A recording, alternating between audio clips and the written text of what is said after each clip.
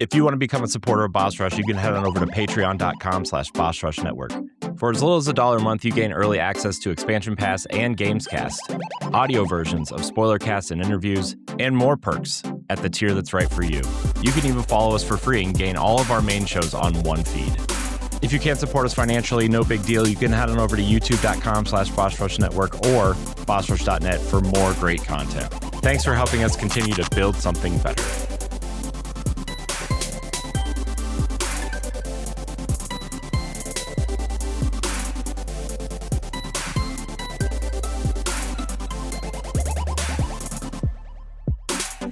Hello, everybody. Welcome to Nintendo Pow Block here on Boss Rush Network. I'm your host, the Analysts, excited Eddie V. Joining me is the one and the only bossman himself, Mr. Corey Dirrig. Hello, good sir. Do a barrel roll. Hi, Ed. Hi. That Nintendo Direct to Star Fox was amazing. It was something. You know, it was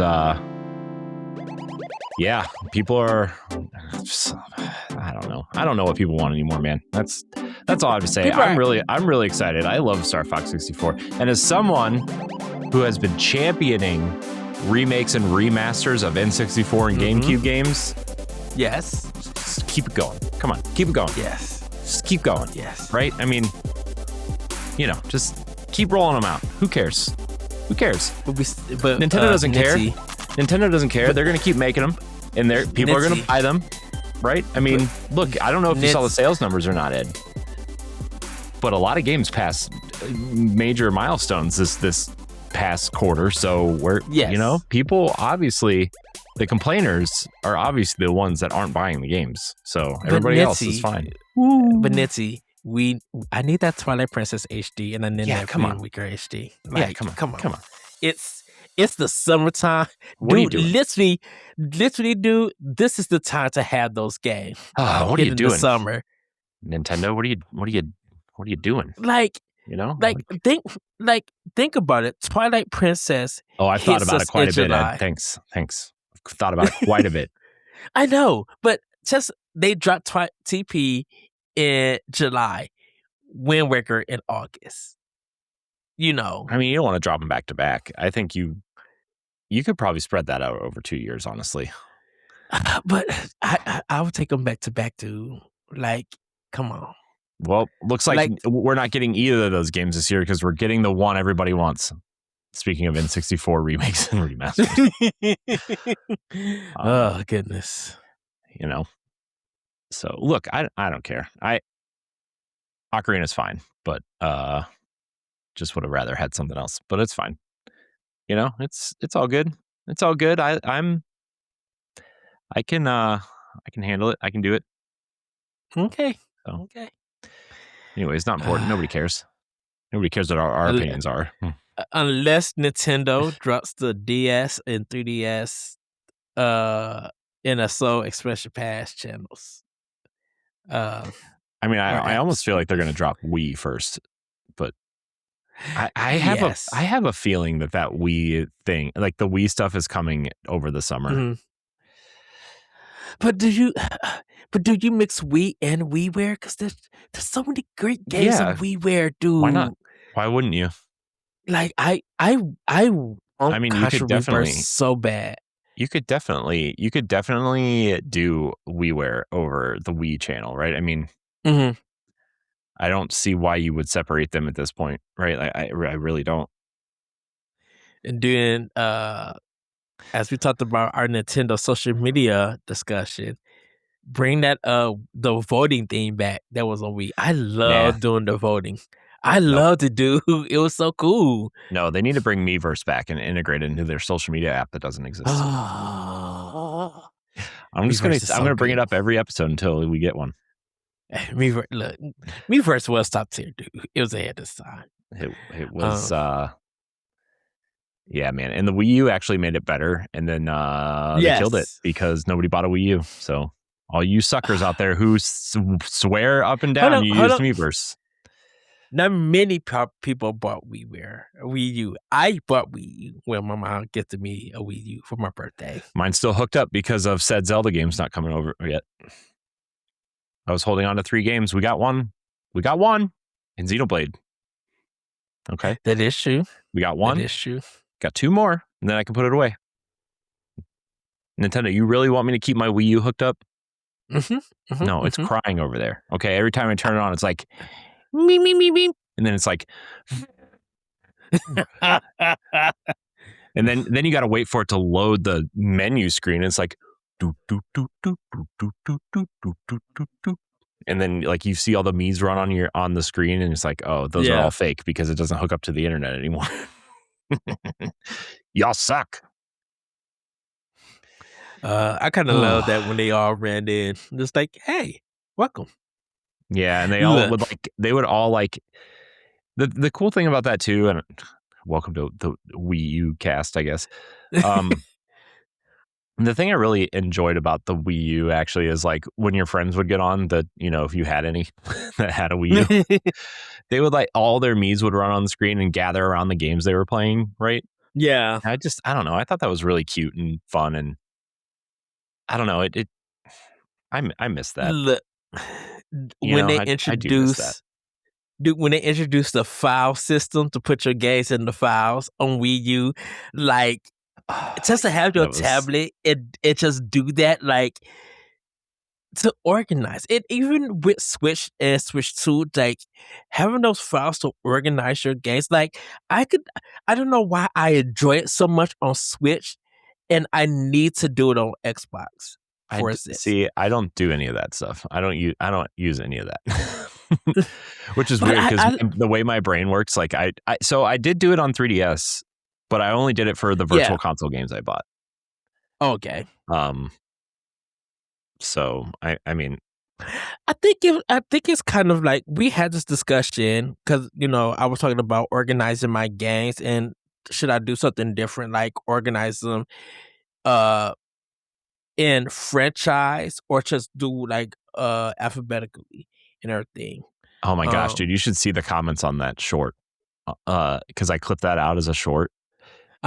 People are like so confused on why like we actually debated that. Everybody said alphabetical is the way to go. Alphabetical and then like alphabetical, like, and then when you get to series, like you start with the first game in the series and then you do them chronologically by series. Like, like the series are in alphabetical order essentially, but then you put the games in order in that series.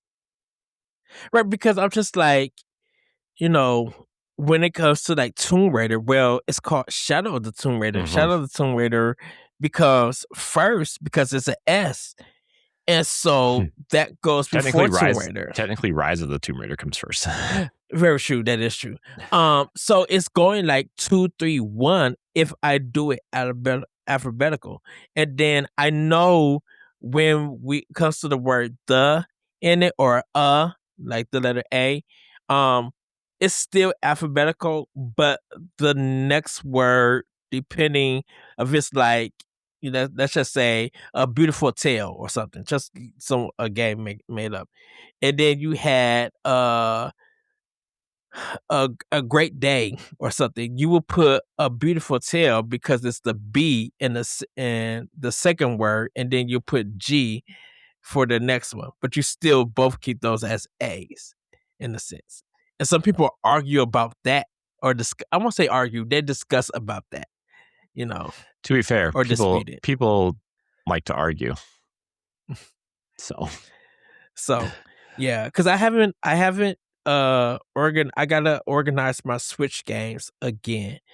So that's why I'm just like, man, I wanna do it this and do it that way, because I think with my Switch 2, with the library I have with that, like I kind of want to organize that, but I'm also I do different organization when it comes to digital, because I'll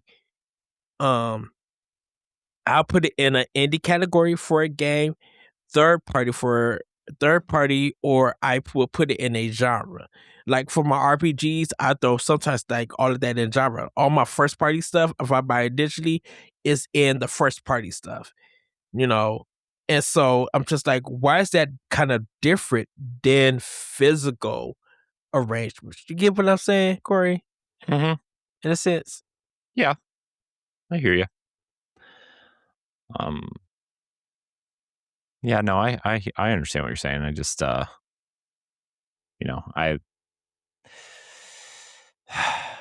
I would say it's good interaction that people voice their opinion on the short.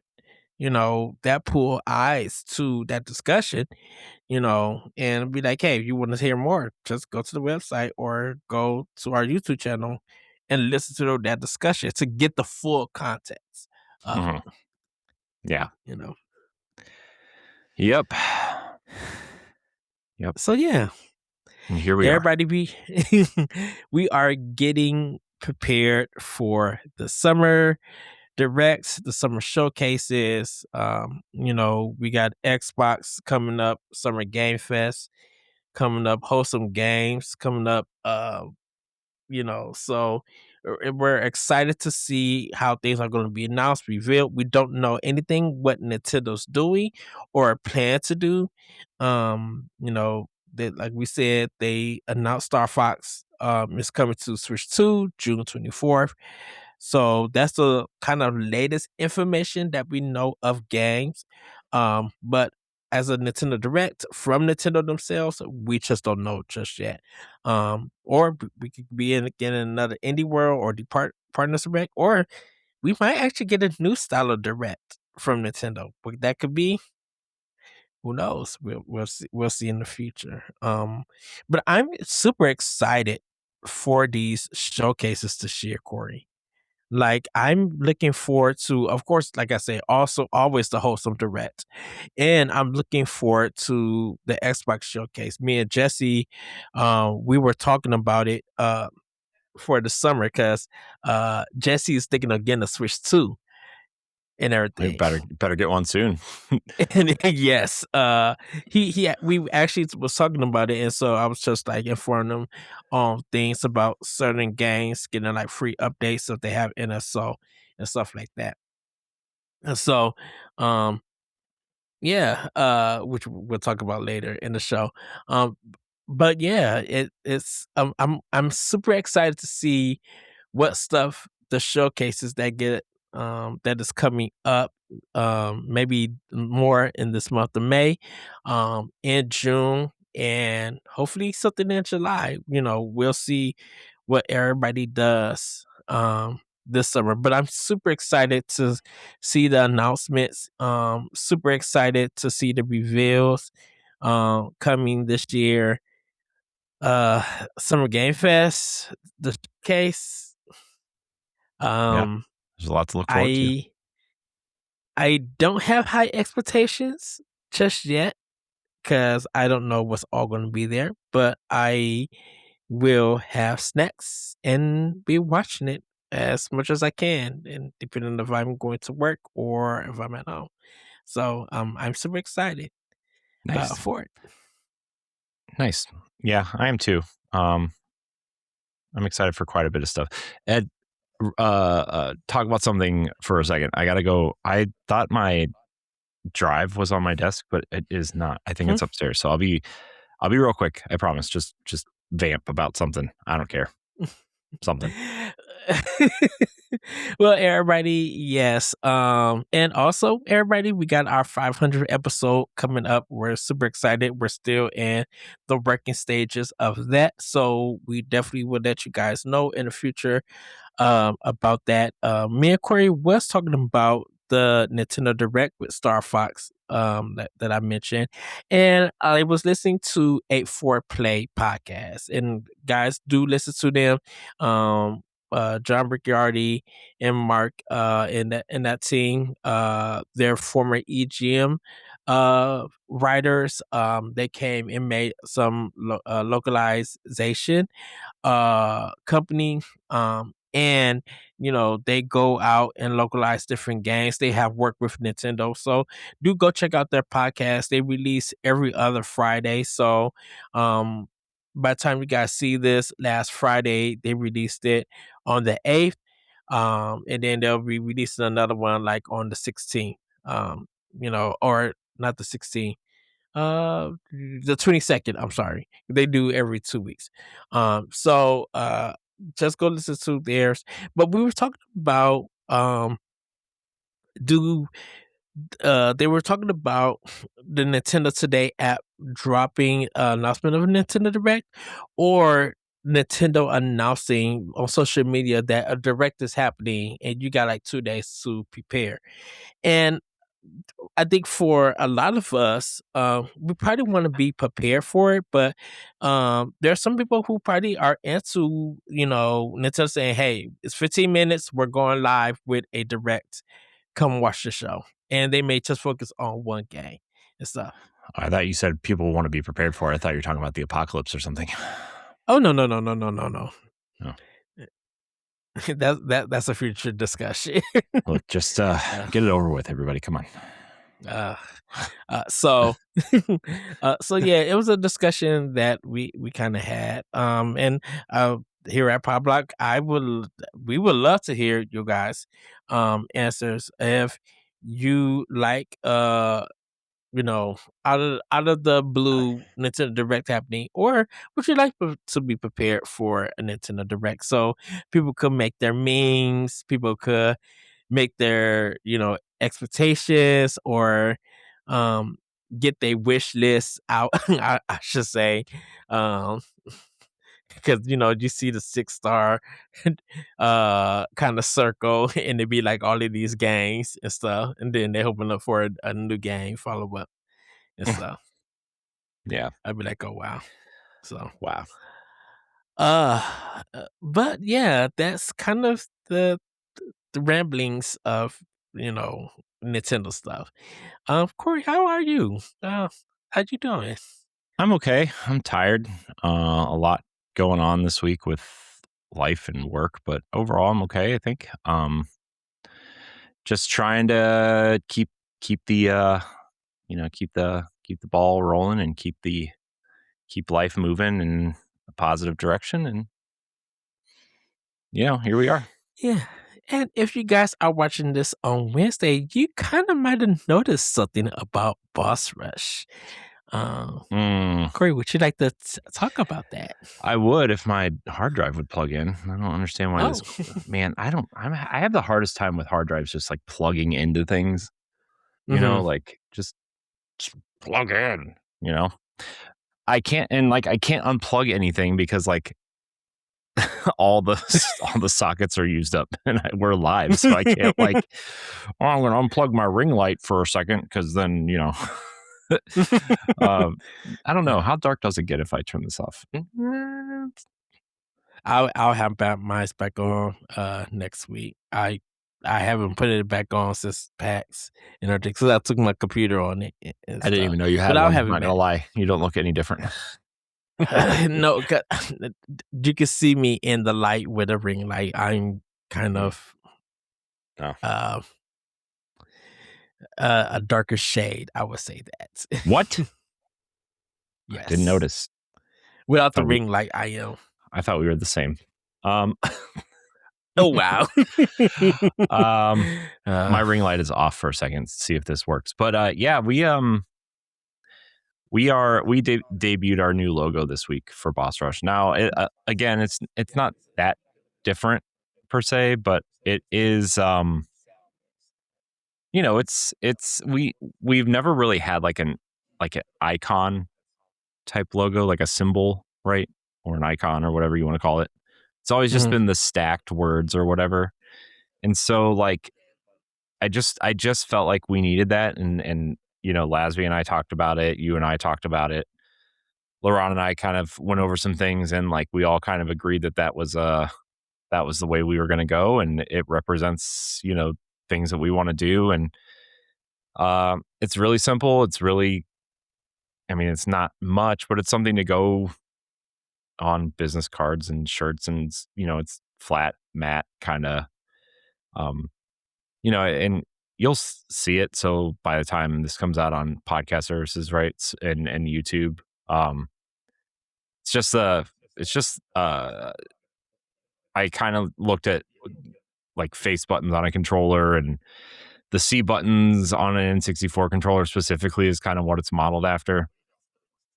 And like, it's just, we have 4 pillars of what we want to do here. There's 4 C buttons. There's 4 face buttons on most controllers.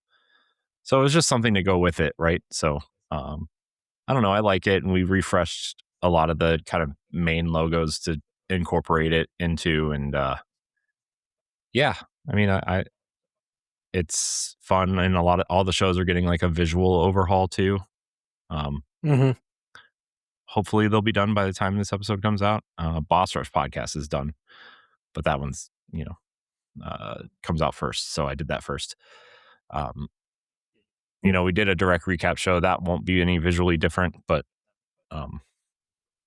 yeah, I don't know. I just really enjoyed refreshing things, so yeah, Yeah. good times. Yeah. So hopefully you guys are enjoying the logo, and hopefully you purchase some of our merch with the new logo. So Yeah, do it. do it. Yes. Dude, it's been Mother's Day has been crazy. The days leading up to it, it's been so busy. We've been selling so many Hallmark cards at my job, and gift cards and trinkets and stuff. And um we been like kind of flooded with a lot of photos at work. Um I had to make 2 photo books with kids' drawings in it. And I was just like, oh, this thing is never gonna stop. More photos here. But we did get a new printer, and that what's exciting about it is that when the merchandise comes out, I don't have to cut it. I could just fold it, put it in an envelope, and be on my merry way. Be like, hey. So that's going to make Christmas cards very, very easy. Yeah, So, I bet. Man, what a time. What a time to be alive, Ed. yes, it is. Yes, it is. Yes, it is. So, but yeah, everybody. Well, Corey, how about we get into Snacktendo? Anything you been snacking on? Hopefully. I mean, not really, honestly. I've kind of forgotten to eat dinner a couple times this week again. Corey. But that's fine. I've just been really busy, man, and like everything is so I'm just busy, man. It's just the way the cookie crumbles, as they say. So, I've been trying to fix our website has been having some issues with that I'm sure David addressed this at the writing meeting, but like just like the way that things are drafted and like certain features not sticking and that sort of thing. And like they tried to send me a workaround today and they're like, oh, this will work. We know this works. And I was like, it didn't work. So you need to fix it again. So, it is what it is. I mean, it sucks to have to like, do the preferences and fix the drafting board before you draft things, but I don't know. It is what it is. I guess it's not a huge deal. It just sucks that we have to do that every time. But yeah, I don't know. I just been busy, man. Working late because of events on the West Coast, and like I'm just so wrapped up in doing that and then getting the kids to bed. By the time I'm like,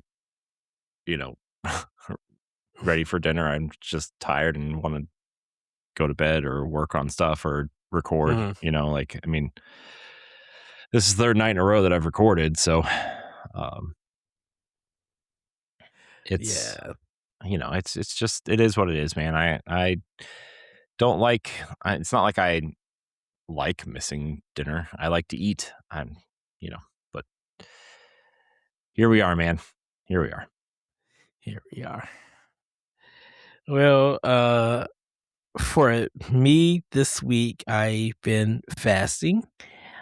Today, at the day of this recording is my last day for the fast. I've been eating salads. One of the places that I got my salad from, they called me and told me that they didn't have no blue cheese. I'm like, oh no. So I did 1,000 Island, and it was really good. Nice cold and crisp lettuce. I'm like, oh, this is so good. Didn't have no meat for most of the days. I kind of broke it Thursday and Friday. I had some meat and everything. Cause I had already broken it. I accidentally drank some pop Thursday, so I'm just like, well, it's broken. And then Fired. because I had to open like super early, I stopped at McDonald's and got like a hash brown and a egg McMuffin. They're just like, well, I'm just gonna break it's the last day. So I did well most of the day, most of the week, but I broke it the last 2 days and stuff. But I did have like I said, just salads and stuff this weekend. Some graham crackers I had because they're whole wheat and they're with honey. The honey made ones, I believe, is the one that I had, it was drinking apple juice and cranberry juice and water, and stuff. Mm. So pretty much that's what I snacked on this week, or the week of this recording, I should say. I will be kind of like somewhat back to uh eating some other stuff. I will say I did have a grilled club sandwich from Chick-fil-A and the grilled chicken nuggets, or the grilled chicken, nuggets from Chick-fil-A. They were good. Grilled chicken And nuggets. I ate the waffle fries. And I'm just gonna say this because I after I ate my McDonald's, I didn't even get to take a lunch because on how busy work was. Like I was at the register, and when I got relieved from the register, I had to go go to the cardboard compactor and make a bill with that. Found out that they reset our beer section at work, and so they took out all the wine that we had in there and some of the beer that we're not selling anymore. So I had to get that together. The closing manager didn't show up until late. They had good reason for that. And so I literally didn't get out of work until like almost 4 o'clock. And I had been there since like 6:30 in the morning. Mm. Um, or no, not even 6:30, like 6:10 in the morning, because I had to try to get through traffic to get there. One of the routes that I take to get to work, part of it was blocked off. So I'm just like, well, gotta reroute all of this. So yeah. Interesting. But has some Ben and Cherry's ice cream, also. Shocking. So yeah, I I cheated. So but yeah, well, I think I'm going to get some more Chipotle because I love that honey chicken Chipotle. Yeah, I can't. Man, I hope. So this Sana's birthday was yesterday, as of the time of this Yeah. recording, right? And like, Yes. telling you, man, I really hope she doesn't mind having Chipotle tomorrow because I would really like to have some Chipotle tomorrow. But Yes. obviously we're gonna eat what she wants, but Yes. it'd be cool. Just, just saying, it'd be cool. Yes. Yeah, it'd be cool. It'd be cool, man. It'd be cool. Yeah, it'd be Super cool, man. So, everybody, with that, we're going to get into playing with your power. Corey, should I go first? Yeah, this you one? should probably go first because Okay. you should go first. Okay. So, playing more Prog Model on Series X, making progress with that. I re-downloaded Grand Theft Auto 5 on Series X. Why? So you could complain some more? I just Don't lie. You're I just think going to complain about it the whole time. I'm not gonna complain about it. I beat the whole game already, so I'm just gonna play it for funsies. I'm not gonna really care about it. I already did everything on that game. But I'm at the end of Constance on Switch 2. So I've been trying to get a lot of the other things to like get 100%. So there's there's a lot of side content and quests and stuff. But I think I'm just gonna go ahead and beat the game because there's no special ending in it. So once I beat it, I just get I just get the ending and call it a day. And so it's a possibility there could be a part 2 to it later on in the future. But yeah, I'm almost done with Constance, and once I beat that, I'll be moving on to my next game, whatever that may be, which is probably gonna be Yoshi and the Mysterious book. Uh until like Final Fantasy Rebirth comes out, Tales of Arise come out, till all of those other games come out. I'm so excited for Tales of Arise. I really Okay. liked that game on Xbox a lot, and I'm ready to play it again. Like I just Yeah, because like I didn't finish it, but I really liked what I played. same. It's the thing of like I just want my RPGs to be on Switch for multiple reasons essentially. So Right. And then we got Mina the Hollower coming on the 19th. 29th. Is I it think it's 29th? 29th, yeah. Oh, I thought it was why did I think it was the 19th? Because I don't know. Huh. Because you So suck. yeah, I don't know. and and it's only $20, so I am super excited for that. Yep, May 29th. You're right. So yeah, I'm super excited to play that. Uh, just a couple of days after Yoshi, I'm like, Yacht Club, guys, so much goodness is dropping and stuff. Um, It is literally dropping. going from May, literally going from May to um June. It's just crazy. Now, it isn't the July, August, September nonsense of 2019 for Switch. Uh, I mean, it but might as well be. It could be. Summer hasn't happened yet, Ed. Very well could be. Oh, dude, just to have that would be insane if Nintendo is able to put like for the next 4 or 5 months, they just do all of this goodness of games um coming out like from May to August. May, June, July, August, or September. May to September, I should say. Just like all these great indie third and first party games, like on Switch 2. Um, you know. I mean, they very, very well could, I mean, it's not out of the realm of possibility. Yeah, because I know Hell is Us got announced for Switch 2 for September. So I mean that's and I know I know you mentioned that like it was on other consoles and PC stuff. I think I was just surprised that it was coming to Switch 2. I'm like, oh, didn't expect that. That's cool and everything. Um, but yeah, like it's kind of look like we're gonna have a great summer and maybe a great introduction to fall and everything. You know, 007 if it doesn't get delayed. Um, I think it said late summer for Switch 2, so it could be August.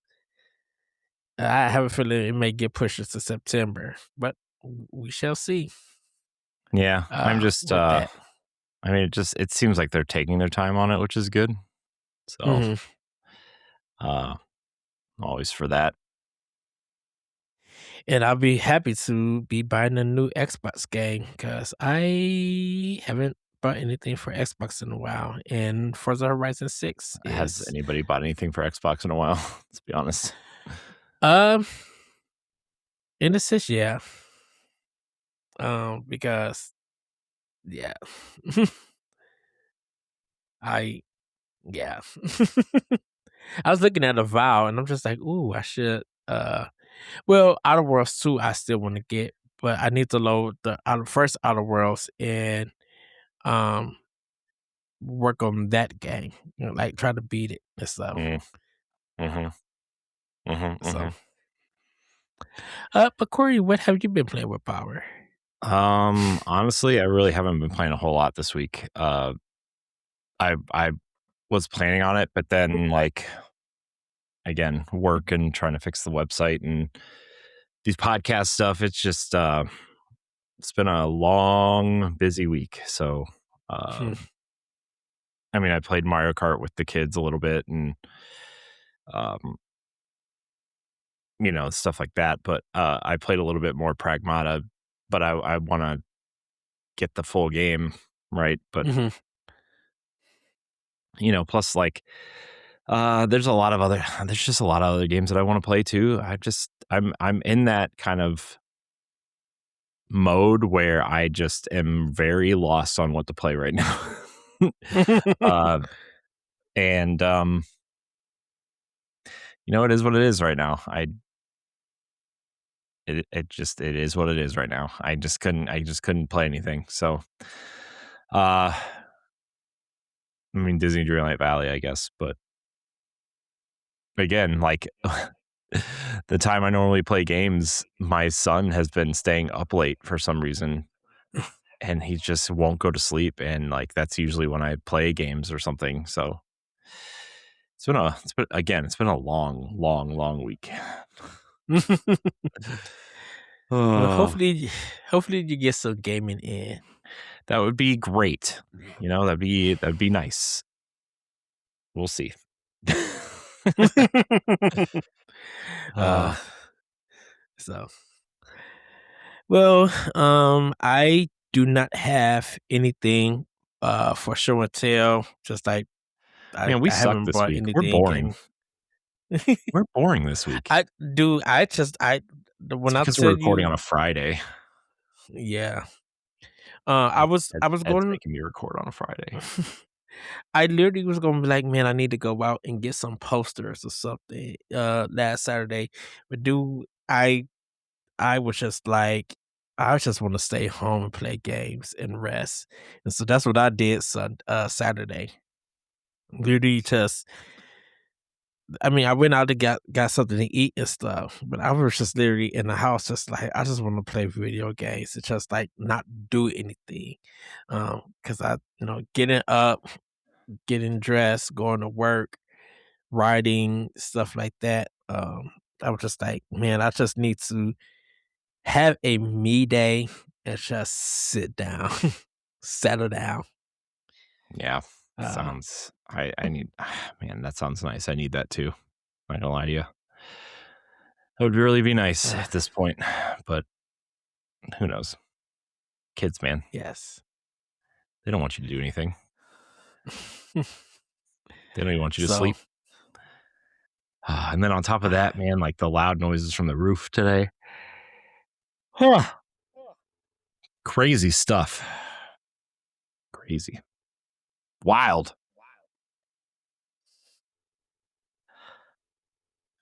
I'm tired, man. Yesterday during Xbox Casuals when we were recording, I literally like felt like I had to like hold my eyes open. I was so tired.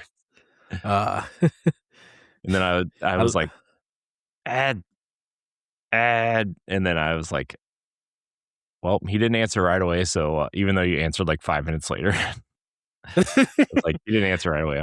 I'm dying inside, so I'm gonna go to bed now. so I think I laid down and fell asleep for 30 more minutes because I was just waiting for like the text because our rehearsal got canceled Thursday, so I didn't have to go to rehearsal. But I'm just like, well, I'm gonna wait for Corey because I know he's doing Tower Casual, and I didn't know you guys were doing Xbox Casual also.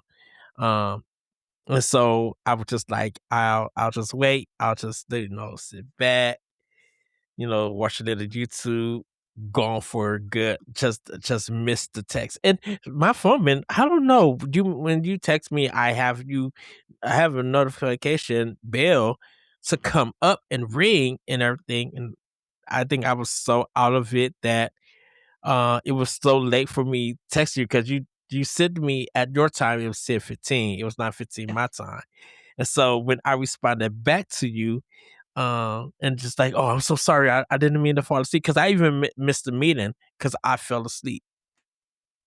Uh, and I was just like, "Oh, Corey, I'm so sorry." Fired. And then and then you gave me a look and it's just like, "Oh, okay." So when I didn't hear back from you, uh, when you gave me the text today, and you said, "I think I just died." Yesterday night, I was just like, "Well, you've been resurrected," and I Dude, was I just felt like I like, was dying. Uh, but you just crashed, and I was just like, "Oh, Corey finally fell into darkness. It was gone." it was Like that's good. something, man. Something. I fell somewhere. I So, don't know what happened. I just fell somewhere. So, well, oh, uh, what well, a Corey, what a time. What a time. yes.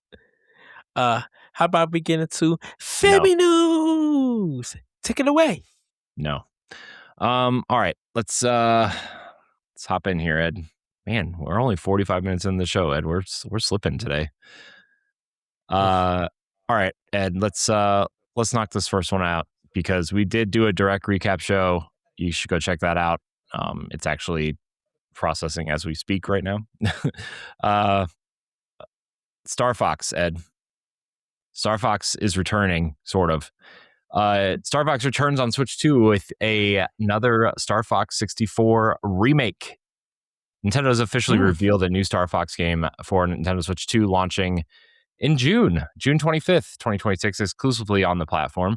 The new title is described as a cinematic take on Star Fox 64, blending elements from the original classic with features inspired by the 3DS remake, including co-op and expanded multiplayer. Co-op should be fun in Star Fox. That will be really fun. Yeah. Revealed during a surprise Star Fox Direct on the Nintendo Today app, the game also introduced redesigned versions of Fox, Falco, Peppy, and Slippy, with more expressive animal-like visuals. A lot of people commenting on their legs and feet also, which was weird. Did you see all that? Yeah, I did. Oh, what a weird... People are weird, man. So, Ed, Star Fox coming back. Yes. I'm excited. I'm excited to get my pre-order in. I'm excited to play this game. It would be fun. It would actually be fun to take to PAX, like be on the airplane while playing Star Fox. Uh, Yeah, So it's yeah, I'm super excited. yeah, it's gonna be super fun. I think it's definitely one of the games on the list to co-op this summer. Ed and I are gonna try to co-op some games finally this summer after like 10 years of doing this show together. We should probably play games together, huh? Yes. I got to get the game chat stuff together. What do you mean? Like I don't have a mic or anything for game share or game chat. Doesn't matter. You don't Oh, need one. we'll probably be chatting through We'll probably just do it through here. our old school pot and play style. This guy. I mean, it is true.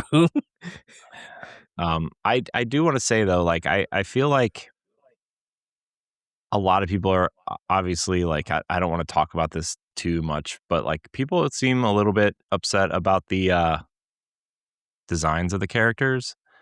And like in my opinion, I feel like it's a non-issue if the Mario Galaxy movie hadn't come out yet. Yeah. So that's just my opinion. Who knows? Anything else you want to say about this before we move on, Ed? We did do about a 35-minute direct recap on this, so we kind of already talked about it, but for those who haven't listened to that, it is coming out.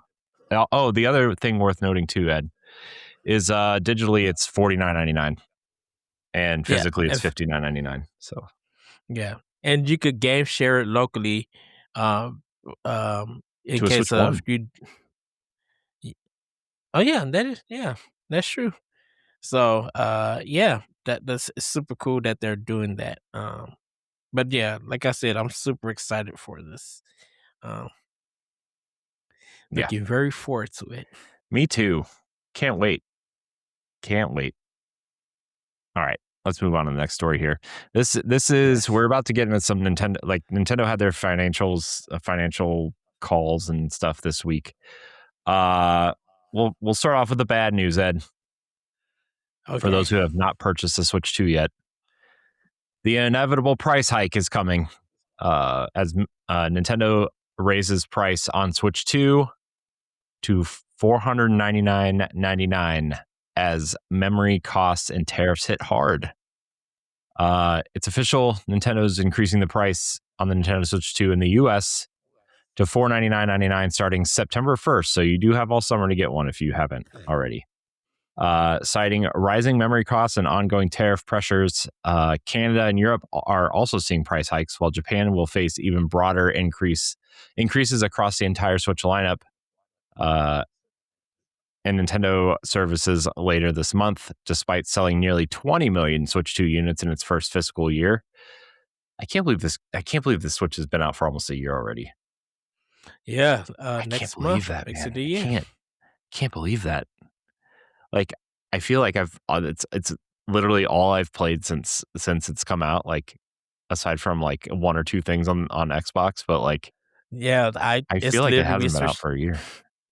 Dude, it's literally been switched too for me. It's Like crazy. I could have, like if I could on my Switch, it's just like to move games to my Switch too. But yeah, it's literally just been like that, straight Switch 2, and a little bit Yeah, of Xbox here and there. But yeah, yeah, um, yeah. I mean, 20 million units though in a year is pretty good. yeah, I think it's pretty good. I'm sure a lot of that had to do with like Mario Kart being bundled in, and like I know they said they've had like it's been slow, but I'm like, what did the Switch sell in its first year? It couldn't have been much more than 20 million, was it? Was it even 20 million? I feel like it didn't even start selling until like year 2 or 3, like insanely it well. was it um it was selling well. Um, But I know it was a slow start because they didn't know how many Switches were gonna be selling out. And then when people start seeing it selling month after month after month, Ugh. uh, I think it did maybe 6 or 7 million in its first year. Yeah, I feel Uh, like it did more. I don't know. Here, I'll just look it up. Switch 1 year 1 sales. because it's definitely with the sale of the 2017, because this is with the Okay, the release originals. of. I'm just going by Google's AI overview. I don't know how true this Mhm. is because I don't really trust it, but I don't feel like looking any further than this. The original Nintendo Switch sold approximately 15 million units worldwide in its first year, March 2017 to March 2018. Um, Well, that's so not yeah, bad. yeah. So okay, well, that's good, I guess. But Switch 2 is clearly outpacing it, which is good. Yes. Which is good, right? I mean, that's what they want. It's Mhm. so funny. You look at that, and it's like the Switch 2 has already sold more units than the Wii U did. That is true. And that was on the market for 5 years. Oh man, poor Wii U. I still love it though. I do too. I love the Wii U. It's great. It's a great console. Yes. Um, And then all like 75%, 65% of his titles came to Switch, which helped that system sell more. which So, look, that's fine, I guess, but like, you know, hey, dude, we were buying it. we were So there that's first. one thing. I'm just saying we got there first. We played it Hey, first. So Mario Kart Deluxe, Mario Kart 8 Deluxe. We're getting there, Ed. We're getting there. Okay, we're getting there. And it's no surprise how well it's done. Where did my dot go? Man, I'm like all over the place right now. Nintendo. Let's see. Okay, Nintendo Switch nears PS2 sales record, Ed. Speaking of sales. But rising prices could stop the comeback. Nintendo Switch is now within striking distance of becoming the best-selling console of all time, reaching 155.92 million lifetime sales, closing in on the PlayStation 2 at 160 million. Now, it would have already passed the PS. Get that number. It would have already passed it if they stuck with the original number, which was 154 million. But then somehow, Jim Ryan found 6 million PS2s were sold somewhere after that, like, quote unquote, final number. But yeah, hey, if they sold them, they sold them. I know the PS2 was big in like especially like South America, till like the mid, like 2014, 2015. I mean, they're still making MLB The Show until like 2014 for PS2. So crazy. That is super crazy.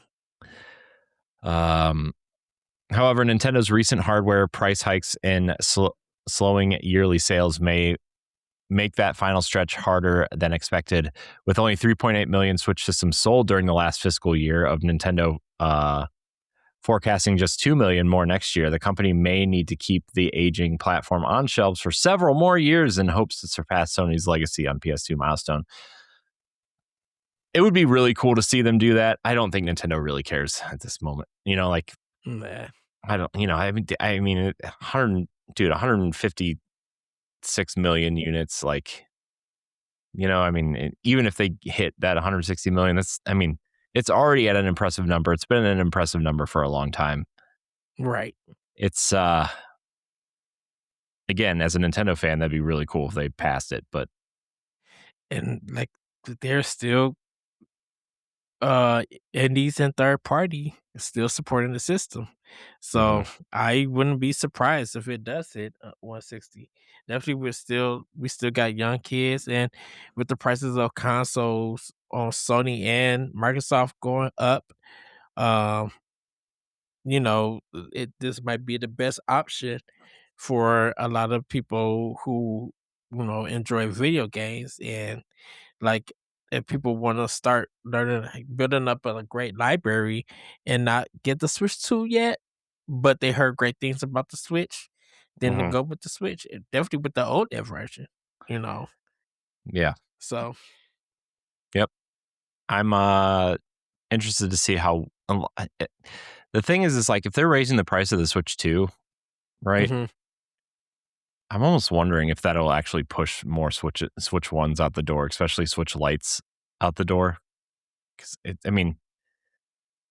still plays a lot of the same games, and if you're buying stuff for your kids, right? Like, you know, Switch Lite, I kind of want to get a couple more Switch Lights, to be honest. If I had the money, I would, but just to have them and like let my kids play them and stuff, right? But like, I don't know, man. I still might get another Switch 2 though, just because my kids are starting to really be into games, and like, you know, maybe we'll have a chance to play together on separate systems because I don't want them to touch mine. I think if there was like a newer version of Switch 2, like how OLED was on the Switch, I'll definitely get one like that.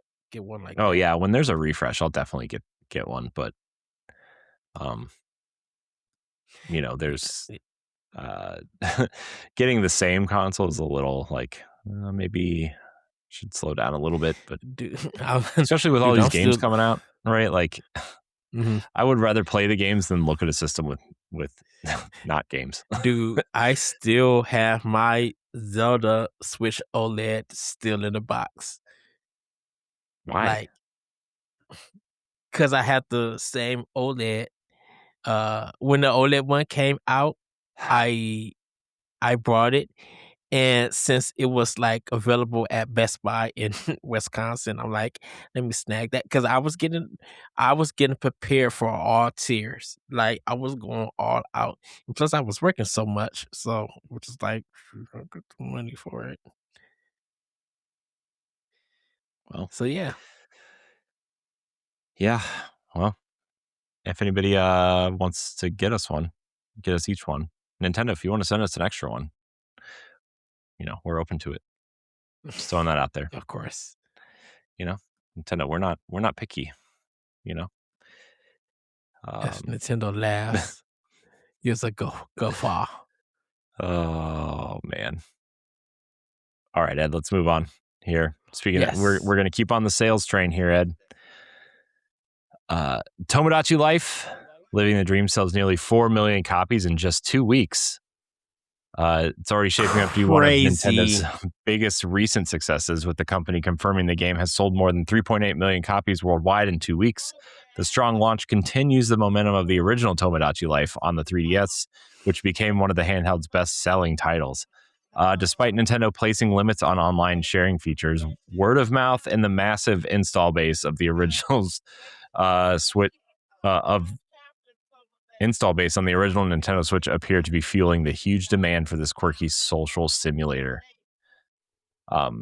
This game's weird, man. Dude, that I swear the directs with the love storyline and stuff like that, it's just been got people into that game.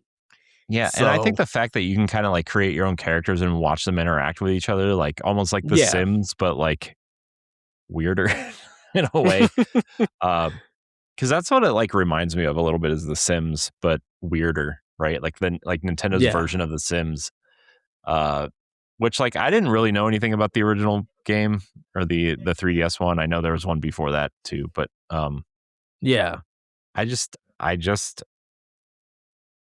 I don't know. It just seems like everybody is really loving it, and good. I'm glad. I'm glad people are enjoying it.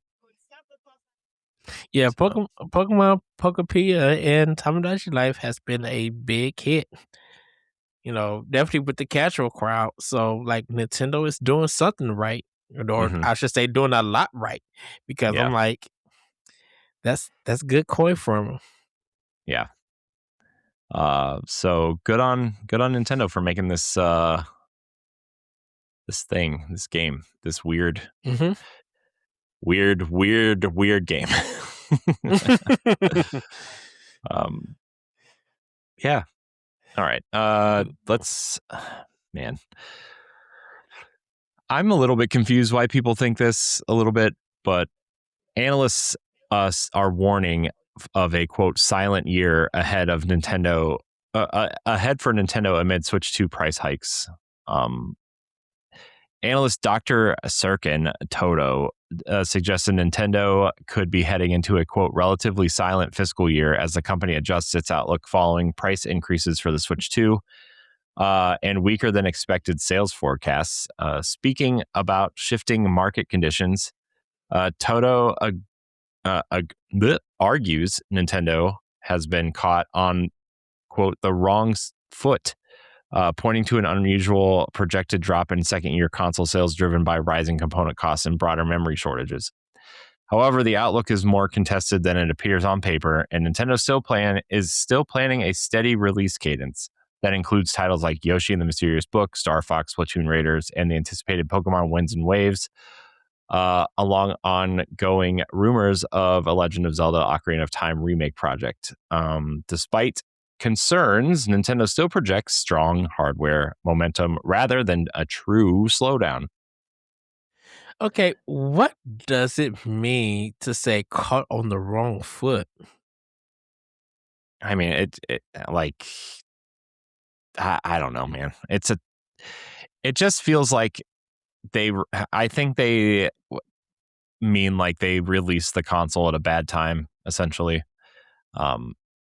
Which, I mean, I don't know. 20 million units in a year seems like okay to me. Right, because I'm just like, they're still selling consoles. and I'm assuming that he hasn't checked the Famicom, not Famicom, the Famitsu numbers because it's been number one a lot of weeks in Japan. The game's been doing million pluses here and there.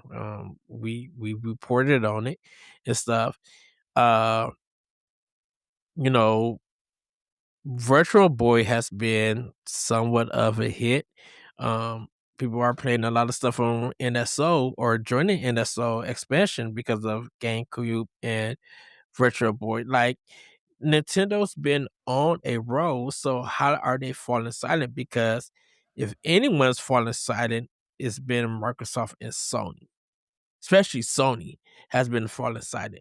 I But just don't trust I just don't believe anything these analysts say, right? Like, mhm, it's very clear that Nintendo, they always say Nintendo's going to do bad, Nintendo's not going to do well, Nintendo's not going to do this, and then they always turn it around, or they always sell more than these analysts predict or whatever. And it's like, just, I don't know what it is. Like, if they just feel like they need to say something, either like,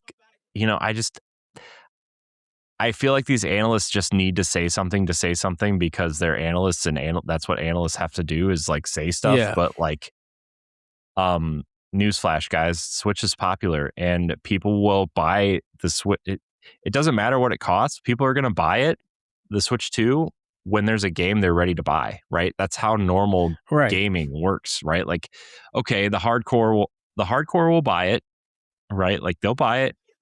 I mean, they did buy it, obviously, right? Word of mouth, when Pokemon comes out, it'll sell a ton. I mean, look at what Pokopia did, right? Like, Yeah. Look what ZA did. yeah, and so, like, I don't know, man. It just it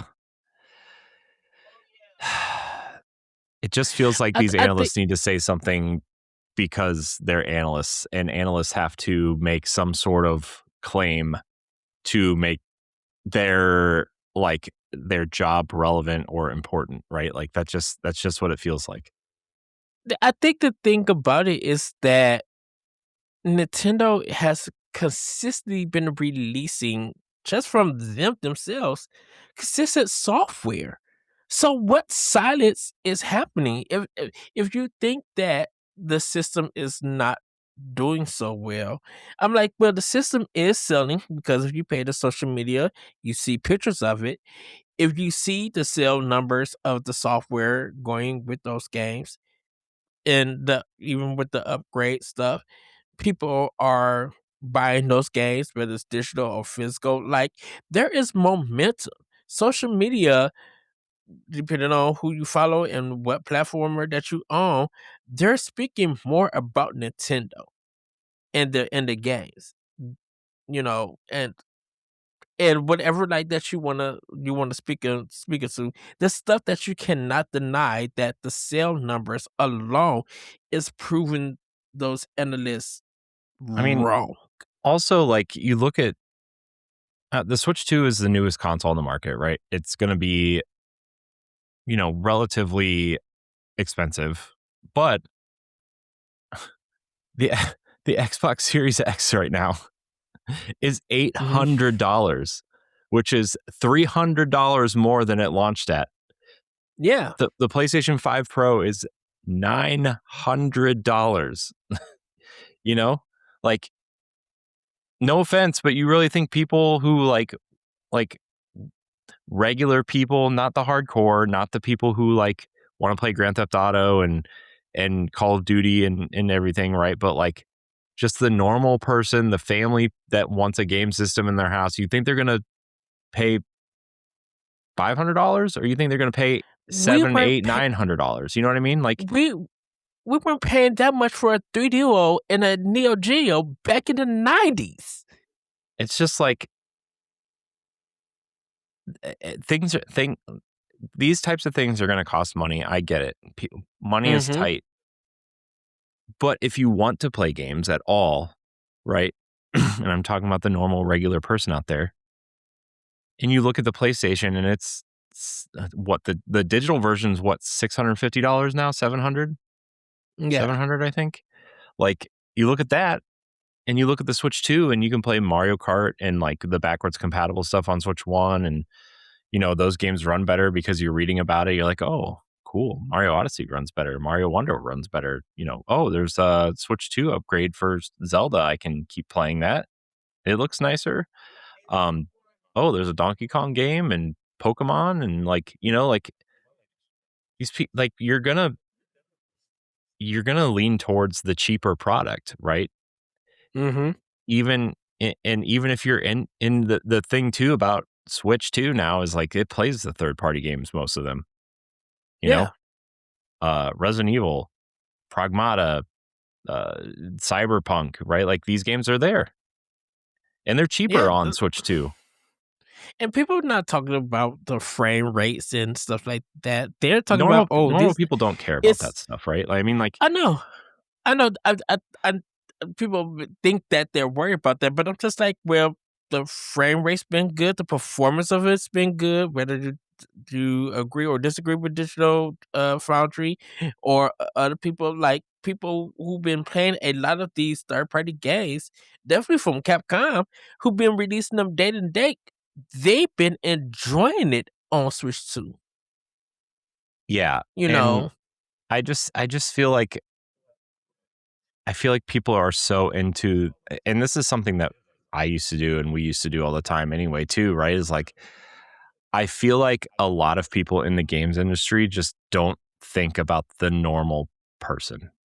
They yes, only think about the hardcore and what the hardcore people want, right? And like it just you have to think about the normal family who just wants to like play games together. Like we're still playing freaking Mario Party over here, man. Like we play Mario Kart and Mario Party every weekend, right? Because it's just yes, it's a nice family activity until one of the kids lose and gets upset. But uh, we Miles and I played Ninja Turtles and Power Rangers, right? Like on and like you don't need a $900 system to play those games, right? right, They're getting into Pokemon. They're getting into, Miles is really into Mario Wonder right now, right? Like he has no interest in, like I tried to show him Astrobot. Just yeah, I wanted to see what his reaction would be to something other than something on Nintendo Switch, right? right. Showed him Astrobot. He didn't like he cared for like 3 seconds, and then he was like, "Can we play Mario Wonder?" I'm like, "Yeah, we'll play Mario Wonder." He just, and again, like Nintendo has done such a great job of, for lack of better terms, indoctrinating these kids into the Mario universe with the movie and Right. this. My daughter's obsessed with the My Mario and My Yoshi thing, and all you do is like drag their faces around and like make them look like. But she loves it, and like it's. And I'm not saying like people aren't going to still buy PlayStations and Xboxes, right? I'm Right. not saying that one bit. I'm just saying like if you want to be entertained and money is tight and like Nintendo, even though even the games are cheaper too, right? Like you look at Right. the way that digital sales are going, right? You look at something like Star Fox and it's like $50 and it's like co-op multiplayer and it's got these fun characters who are like, and it's basically Nintendo's version of Star Wars for, when normal people look at it, it's like, oh, that's cool. Let's fly some spaceships and, you know, these goofy animal characters, or like maybe mom isn't into that many video games, but she loves Animal Right. Crossing, right? Like, okay. It's just, there are so many different ways to play games and so many different types of games now that you can Yes. find, and like looking at it from like a family perspective, it even though the Switch is going to be $500, it's still the cheapest option and it's still the most family friendly option, right? Right. So, There's just so much diversity to Switch 2. That offers, even from Switch 1. Like there's just so much that mhm. no, well, it matters the age because like babies can't play, but like it Switch 2 and even the Switch just has welcoming games for everybody, regardless of skill levels, regardless of genre and everything. Like, it offers so much diverse games, and then adding that PC element with Switch 2 and even some PC games on Switch 1, Civilization 4, and some other ones like that. Like, that's so great about the Switch that besides playing it on the TV and taking it on the go, there's just a wide range of games for people to play. You know, from indies to third party to first party. Like that's a great thing about just the Switch family. That it's just this library is continuing to grow with diversity that everybody can enjoy and Mhm. stuff. Yeah, there are going to be some technical things, but it's a console. All consoles go through that. Heck, even PC is still going through that. You know. Yeah, I mean, PC's kinda going through it right now anyway because of, like, the Steam kind of components, like the Steam Deck components, right? They can't keep Steam Mhm. Decks in stock. They can't even release the Steam machine, you know? Um, it's just gaming's in a really strange place all over the place, and, like, I know people wanna hate on Nintendo for a lot of reasons that I still don't understand, honestly, but, like, they're still in the best position to make it through this market, you know? Yes. Even if they have to raise the price $50. And everybody knew it was coming, right? They held off as long as they could. They raised the price of Switch Ones and accessories before they did the console. We said they were going to raise it after Christmas, and I'm surprised they didn't raise it in like February, right? But here we are. Nintendo's Nintendo. I mean, it's still like, I know $500 is a lot of money, but it's still only like $500. You know what I mean? Like, it's still. Right.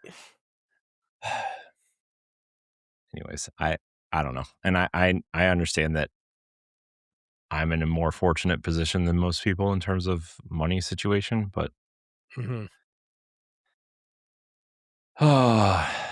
anyways, Ed, Yes. let's talk about some sales numbers. Okay, Oh, yes.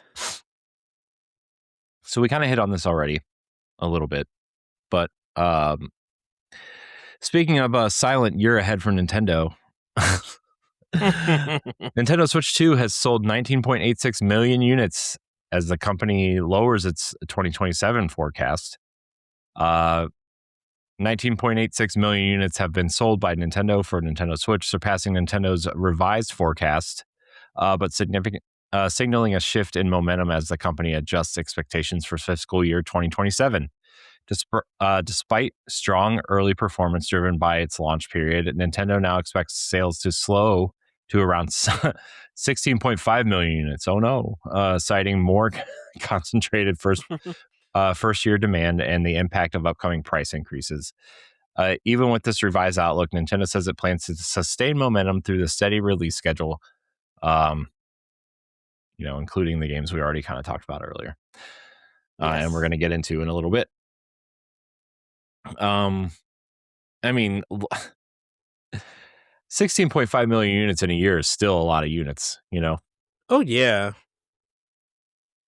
And a and lot of that especially could because like we still don't even know what's coming out this fall, really, right? I mean, the only game after what July that we know is coming is Fire Emblem, but I mean, that could still come at the end of July, early August, you right, know? and that can literally help sell more systems. And then as more games get announced and revealed, more people will be like, "Oh, yeah, let's pick that game up. Oh, it's coming to Switch too? Yeah, I'm down for that. Let's play it. I'll play it on there and Mhm, everything." And people can still double dip if they want to. Like, mhm, hey, I think there's just so much that's coming that's going to help push the sales, and definitely by the time the price increase, I think more people will be picking it up because, like, once again, more people are still showing their pictures of them buying the Switch too. You mhm. know, Yep, yep. And I totally expect Nintendo to just like kind of double down, triple down on they're gonna have bundles. I mean, they just announced a Pokopia bundle, I think, right? Yeah. So that's gonna be a big thing for them. They already have the Pokemon ZA bundle. They have they stopped the Mario Kart bundle, right? So, but Yeah. I imagine that'll come back at some point to try to ease, some people's, that seems like that's the Mario Kart bundle seems like it's gonna be their holiday bundle again for the Switch 2. That's what I was thinking of the Black Friday sales Yeah. and bundles and stuff. Yeah. You So know. like I totally expect that to be their Black Friday sales and their holiday sales, right? Like it's we were bringing back the Mario Kart bundle, and it's like that totally makes sense in my opinion. Here's the Mario Galaxy bundle with the movie and Yeah. and stuff like that. I still think they need to like bundle I still think they need to start putting their movies on NSO. I think that would be so cool if they did that. But again, I don't know how feasible or how, much they could really do that, but I still think that would be really awesome if they did that. Exactly. I would love to see that, man. So yeah, I don't know. I totally expect Nintendo to quote unquote bounce back from this awful situation they're in. And then end up surpassing their expectations. And their Christmas rolls around. If Switch 2 becomes like still like the best option and stuff, then yeah. Yeah. Because of the Steam machine or that Steam machine, whatever that releases, if that's like crazy in price, then everybody's gonna be like, yeah, true, dude. That handheld gaming, PC gaming, is just like out of control when it comes to pricing. And you don't think Switch 2 is not the best option? Well, I mean, Come on now. LaRon and I were talking about PC gaming the other day and how like AMD, and this is actually like I work in like enterprise tech marketing kind of thing. And so like we were talking about it at work too.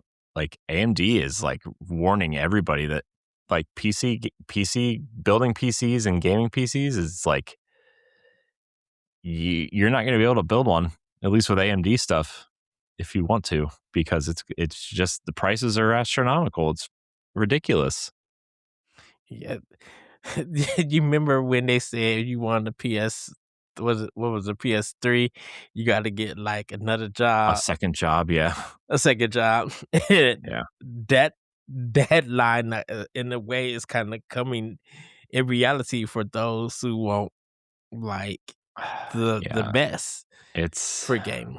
Yeah, it's not a great look, but also like gaming is expensive unless you're patient, right?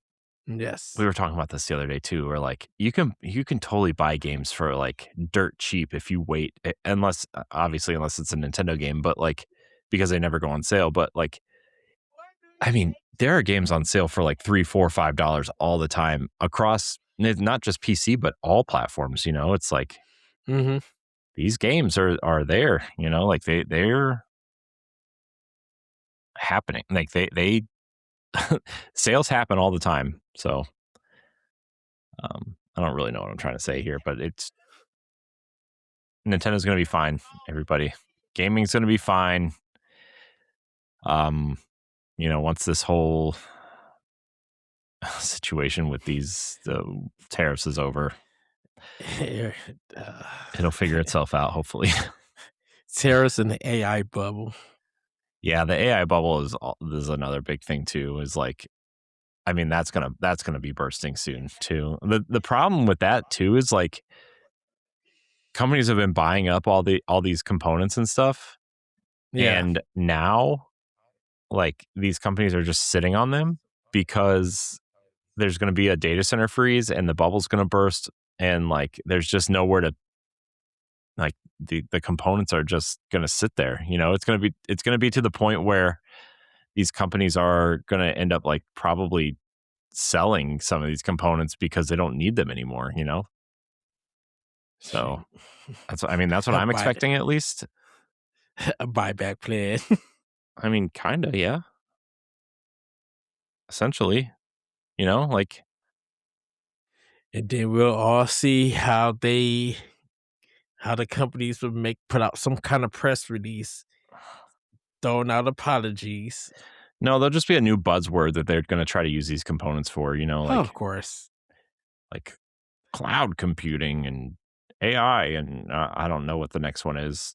Probably going to be like, I don't know. Skymatic or It's something. so funny when like working in tech and I learn all these new buzzwords that I'm like, these words aren't even real, you know? Like the new buzzword is agentic AI, right? Where like it's basically a large language model program that's designed to do a job for you, and that's all it can do is like this one job, right? And so like that's like the big buzzword right now is agentic AI. Yeah. And it's just I mean, look, in my opinion, the way that these agents work is really the way that I think AI should be going. But like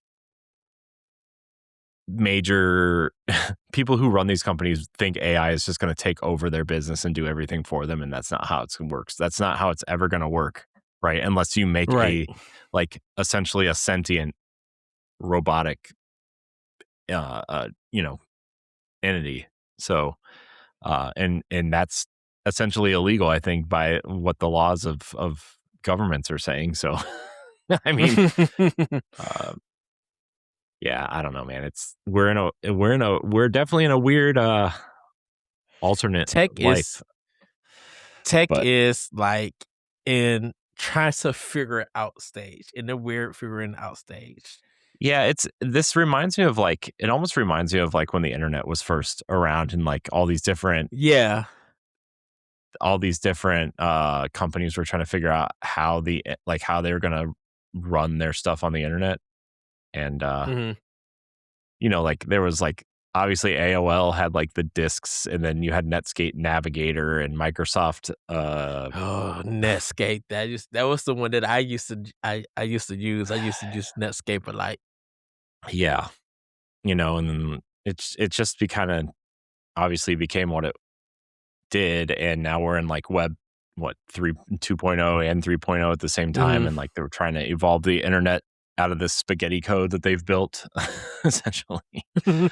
Hi Nick, hello from is Nick in the chat? ASD.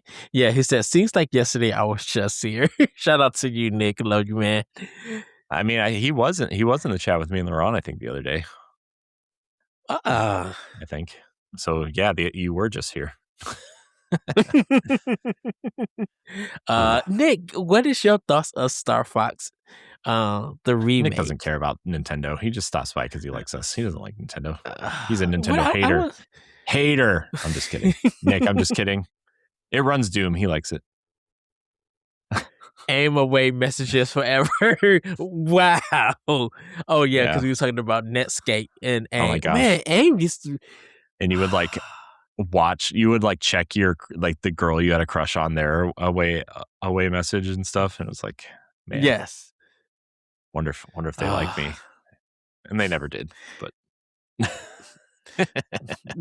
but it was so weird because like side tangent, everybody. Like, of course, we had the dial-up and the AOL disc and all of that stuff, the free disc and everything. But it was just like, for me, with a lot of the internet stuff, I always used to do it at college, at school.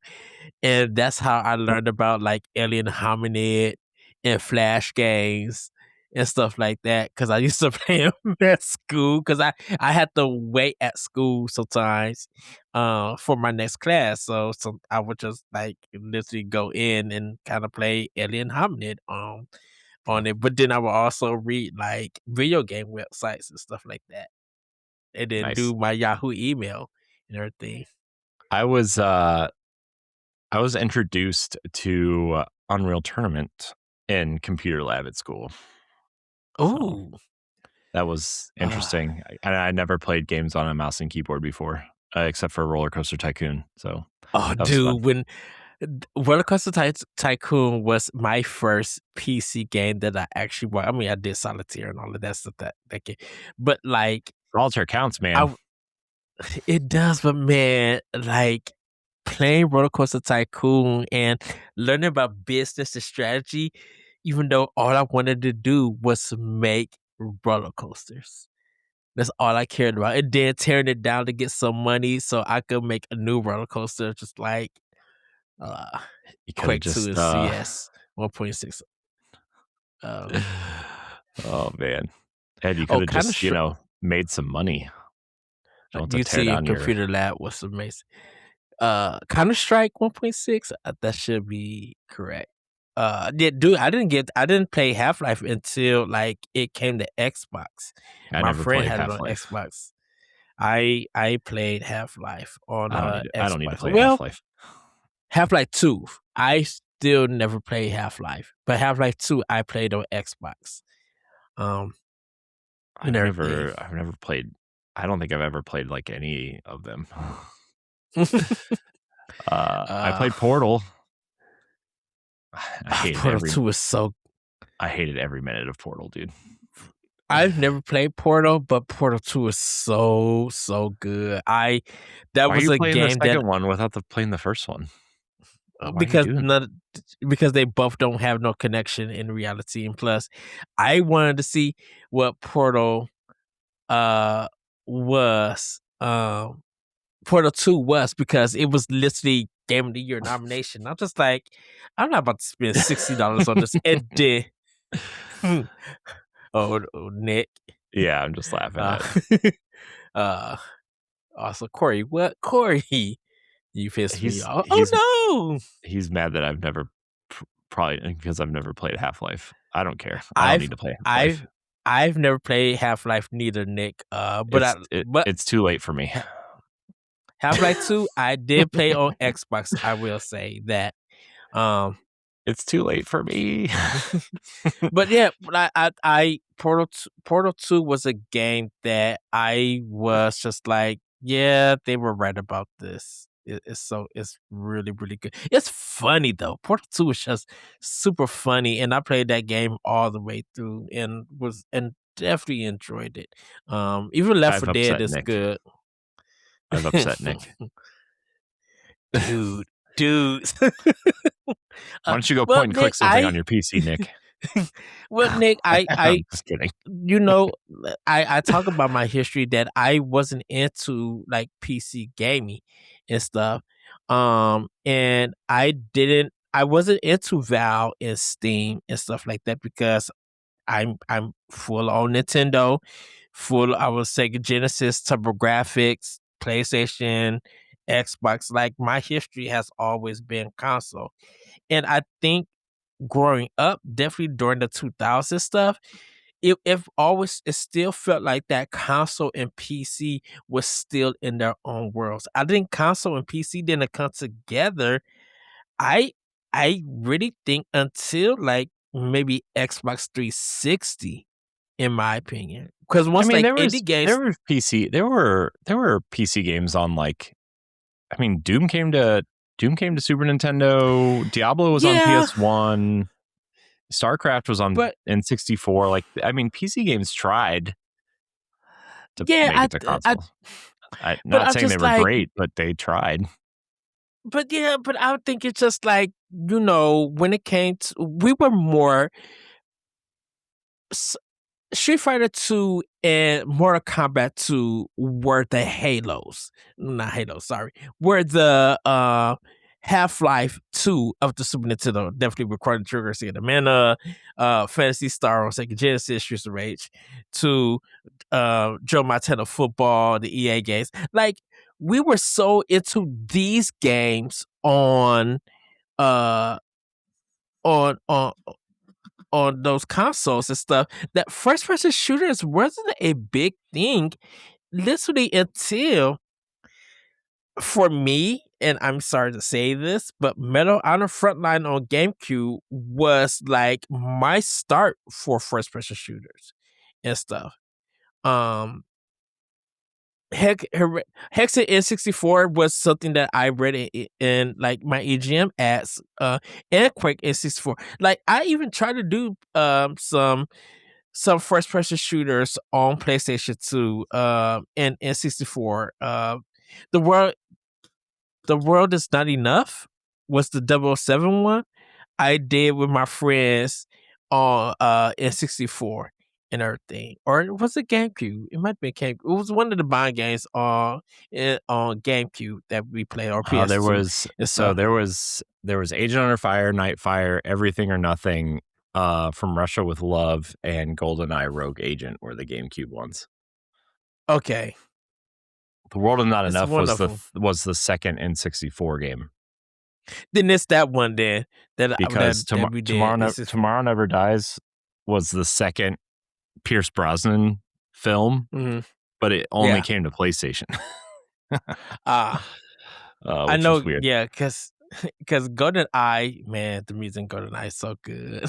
Everybody still does the pausing thing. It's just seeing everybody. I was going to ask you if you've ever seen like the memes with the pause scene. You sent me stuff on Instagram and everything, and I was just like, oh yeah, this is so good. Once again, Corey keeps sending me Instagram stuff like that. I love it.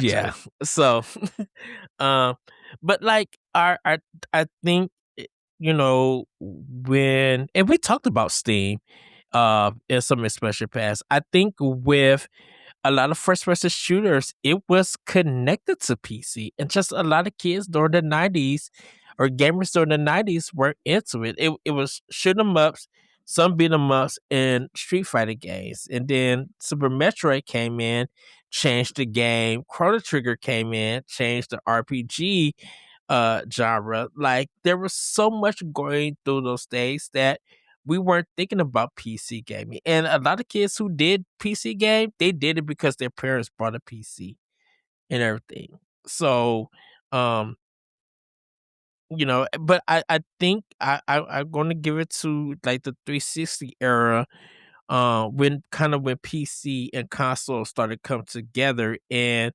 a lot of the first person shooters and games like that were becoming big, you know, because even with the Orange Box, with was it Half-Life? What is the other shooter? Multiplayer shooter. That's big. I cannot think of it. Overwatch, Counter-Strike, Valorant. It was Stings. Nick, you probably put in the chat if you're still watching. What was the Orange Box? Left 4 Dead. Left 4 Dead? Team Fortress? Team Fortress, yeah, that one. Team Fortress was a big one too. Nailed it. First try. I remember playing RE and 2. And see, I played Resident Evil on PlayStation and Tomb Raider on PlayStation. And everything. But that's awesome. I love that you played that, Nick, on it in Portal. Half-Life 2, Team Fortress 2, and Portal. Okay, that was the Orange Box. Yeah. I remember that was a big thing on console when that happened, because we were just like, EA got this? I'm like, and I think that's when they were trying. They distributed it, right? Like on console, right? I think Valve published it on PC, I'm assuming. Do I remember playing Black on PS2? God, no, Black. That game was. Or was it? Or was it Xbox? It was Xbox. It was Xbox. It was on PS2, but it came later. It was like the whole like Splinter Cell thing, right? Where like it came to Xbox first, but then it came later to other consoles. I played Splinter Cell on GameCube, so you asked me how that goes. I play Hitman too, especially when the GameCube has like 4 less buttons than the other consoles. I still think people forget that. Nick, I'm so mad that we did not get a second version of Black. I do not like how that we game did body count. Off. That is true, but Body Count was the unofficial sequel to Black. It was the same development team, the same engine, the same idea, right? Was it Criterion? Not Criterion. Who did I don't Black? remember who made that. I'm gonna be honest with you, I don't remember. Nail Gunner Hitman 2. Yeah. Yeah, the Black was just like, I literally was waiting for a sequel, and then that's when the cliffhanger endings started to begin, and that was just like gangster to get a sequel with that, and so it was just like, well, this is going to be the new way that game endings happen, because it was guaranteeing that we was going to get a sequel to it. Because Homefront was, I love Homefront. The first Homefront was really good. The second, Fear, I need to play Fear because I enjoyed Fear 2. But I did not get to play Fear 1. And I remember that was a big gang that came out of nowhere and stuff. Oh goodness. I don't think I've played any of these games, gonna be honest with you. Yeah, it's fine. I know Nick is just like, are you talking about PC? I'm like, look, Nick, love you, man. You're throwing out these you're throwing out of these titles, and I'm just like, this was my genre of gaming, like mature, not mature gaming, PC style gaming on console was kind of ending, condemned. I have that on my Series X, and I need to finish that. I love Condemned. What was the one that we was talking about, Corey, that Sega did on the Wii? The Conduit. The Conduit, yes. I need that to come back. Sega. I kind of liked that. I'm surprised they haven't like made some sort of remaster, especially like Sega kind of going back in and like retooling things. Dude, they remastered Sonic Colors. They're not going to remaster the Conduit. Come on, right? Get real, Sega. No, I'm just kidding. That game was much more popular than that is true. Okay, I'm going to give Nick the biggest hug in love because he's mentioned The Suffering, another game that I played on Xbox. A horror game, action game from Midway that worked. I don't know about the second one, but yeah.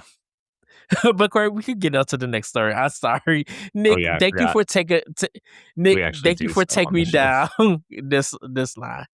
Yeah. Your boy needs a GameCube. I don't even remember what story we're on, man. All right, so let's. Nintendo's release schedule. Let's talk about that. I have my GameCube. I ordered an RF adapter for it. Nick, if you would have told me like a couple of weeks ago, because the Midwest Gaming Classic was there, they were selling GameCubes and stuff. Here we go. Let's continue, Corey, because Ed's just gonna keep talking to the chat. He's distracted. Sorry. Go ahead, Corey. Yes. Can I go now? Yes. Are you sure? Yes. Are you sure? Yes, because so much goodness is coming out in the story. Nintendo has reconfirmed Nintendo Switch 2's packed release schedule through 2027. Nintendo has affirmed release windows for several major upcoming Nintendo Switch 2 games as part of its latest financial report, outlining a steady lineup of first-party releases over the next 2 years. Upcoming titles include Yoshi and the Mysterious Book in May, Star Fox in June, Splatoon Raiders in July, along with future releases like Fire Emblem, Fortune's Weave, and Pokémon Winds and Waves. Nintendo also highlighted major third-party support, including Final Fantasy VII Rebirth and 007 First Light, even as the company prepares to raise Switch 2 hardware prices worldwide due to shifting marketing conditions and rising costs. I mean, I think right now Nintendo has like a pretty strong calendar, and Summer Game Fest and all that crap hasn't even happened yet. So I totally expect Nintendo to announce more games. And so I don't know how you feel, Ed. I think Nintendo's in a pretty good spot right now, though. Oh yeah, and then like we haven't even talked about the NSO that stuff that could just magically appear. Like they still have not just only Retro Boy but GameCube games that they Mhm. still could bring out. Yep. And then whatever they're working, shoot, like they could still be working with Sega and or they could be working with Platinum Games for Astral Chain 2. They could be working with Sega for a new Bayonetta, like the Bandai Namco. Like they could be working with something. Mercury Steam probably got something up to Steve. Like their partner stuff, Mhm. dude. Their partner stuff is probably beyond our imagination on what they're working with. Definitely with Sega saying that they're trying to relaunch a lot of their old IP stuff. Yeah. Working good with .mu, like we could see another Mario and Sonic Olympic game, and it could be like Well, buku Sega already said fuzz. they're not making one. They already said they're done with that series. Ah, Nintendo but also there's came out and said they're not either. So I know, but I mean, there's still possibilities. Nintendo, Nintendo doing Ed just wants Lala arms too. from. I really do. Look, we're trying to get Skies of Arcadia on the system. Hey man, Come on Skies of now. Arcadia is a winner. Arms too. Like, come Mm. like, come on now. Skyside Arcadia is gonna get that coin. Armsu will get that coin too. Don't play around with Armsu whenever it happens. And Nick, if you see Brody, tell him I love him. And the reason I say that because See, I bro, really believe that don't they host the same show together? they do, but Okay. Well, then he's gonna see him. next time that they record or something. Ed. They're gonna see Shout out to Brody. Ed, they're gonna see each other. It's okay.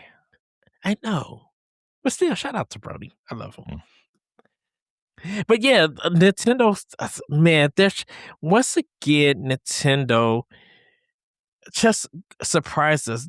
Expedition 33 coming to Switch 2, like that's gotta happen. And that's going to be bukus of money. I feel like that's gonna probably be like a Game of the Year edition because like extra DLC and stuff like that. Like I could just see a lot of that coming to a Game of the Year expedition, and people will be buying that game. Yeah, I mean, I think people are probably excited. I think we're going to see a lot more third party ports starting to come over too. Like I really do. I think you're going to see, I think you're going to see stuff like Expedition 33 and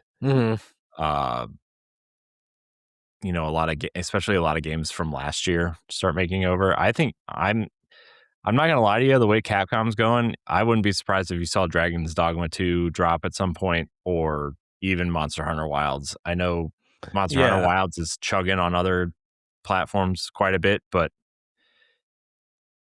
they'll find a way to force it on there, right? And people will buy it because it's portable, right? So, right, yeah.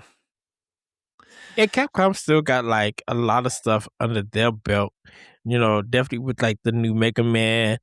They could be premiering that on Switch 2. And everything. Like Capcom is even I won't even count Konami out. Like I could see Silent Hill 2 remake and Downfall come out. Like Konami could be supporting Switch too, like mad. Like, of course, we're talking about a lot of the Japanese developers and stuff. I at this time, like I know Microsoft and Nintendo still have their good relationship, but that might just change. A lot of their games go back to being exclusive.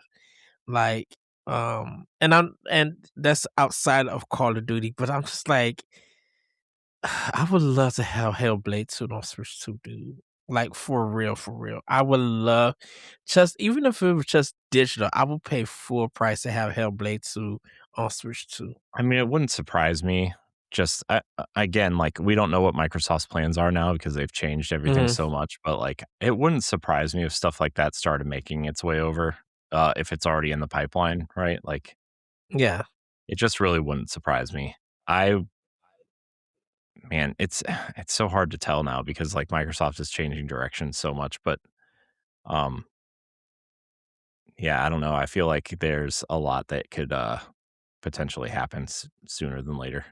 You know. Yeah. And I think like for us Nintendo players, as much as we would love to have Xbox games on it, and Xbox players would love to have like Nintendo games on their platform and stuff, I understand if Microsoft needs to go back to being having their games exclusive to their I ecosystem I mean, and in everything. all honesty, I would love that if Microsoft did that. Like, I want them to do that, but also it all depends on if they can turn the ship around in terms of the console side of things, Hmm. and if they really feel like they are able to do that. Which, who knows? Maybe they don't think they are able to do that, but I honestly would love to see them do that.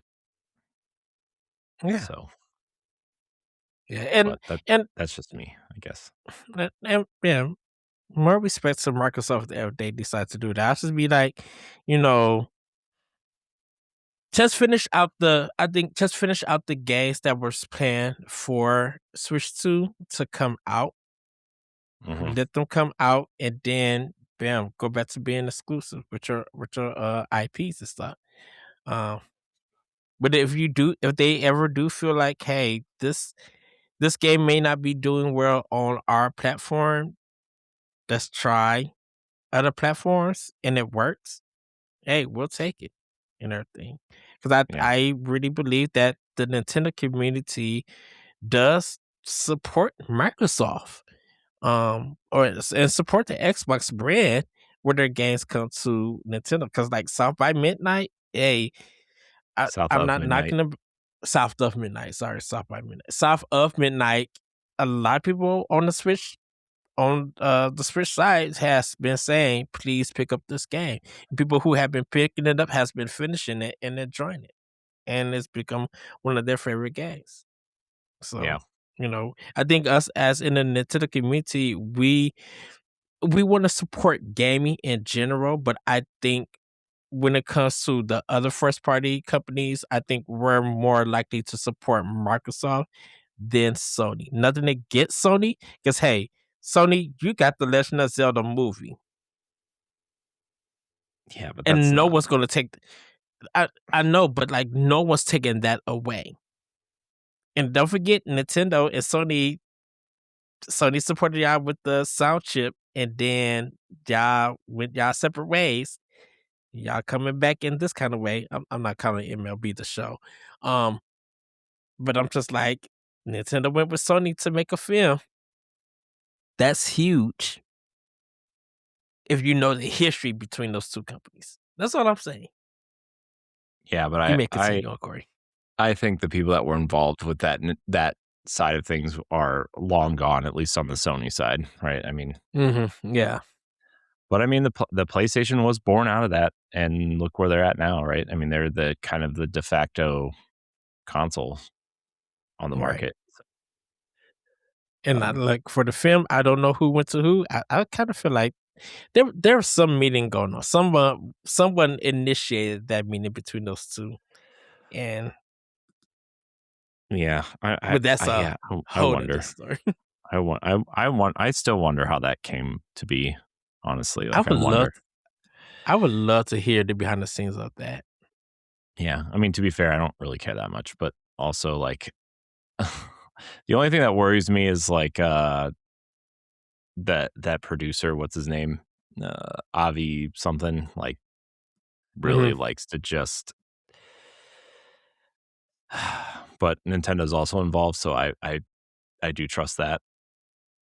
So there's that. Yes. Um, anyways, not important, I guess. Nick's laughing at me. I don't know why. I missed it, but it's fine. All right, let's move on. Let's talk about Reggie. Let's talk about Reggie. Yes. Reggie has shared a interesting story about Wii and DS sales and pulling them from Amazon. Former President Reggie Fils-Aimé has shared a story behind Nintendo's dramatic fallout with Amazon during the peak of the Nintendo Wii and DS era. According to Reggie, Amazon wanted major financial support so it could undercut competitors like Walmart on pricing, on a move he believed crossed legal and ethical lines. Nintendo responded by pulling Wii and DS products from Amazon entirely, setting the tone for what Reggie described as a relationship built on mutual respect rather than pressure. Years later, the companies would reunite for the successful launch of the Nintendo Switch. But Nintendo, didn't they? yeah, I'm getting there. Like Nintendo pulled their stuff from Amazon again at one point because I think they tried to do the same thing. Yeah. Again, and then And Corey, you made me aware about the Nintendo Switch stuff in Amazon because I didn't know that stuff was happening. Because you pre-order everything from Best Buy and I pre-order everything from Amazon physically when I get physical stuff. And so like when I went to go, it was Luigi's Mansion, Paper Mario 1000 Year Door, and Princess Peach Showtime. Was this after the Fire Emblem Three Houses collection? It was 2004 or 2024. It was the year it was the year Luigi's Mansion 2 HD came out, and Princess Peach Showtime and Paper Mario 1000 Year Door were like the three that I wanted to pre-order and I couldn't on Amazon.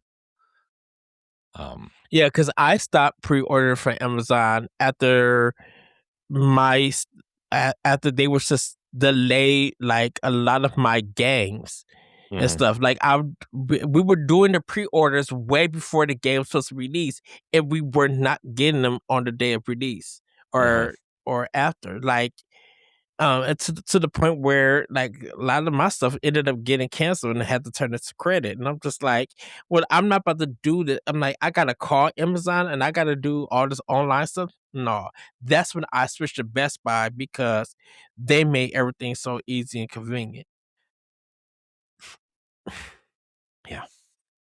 Well, Amazon.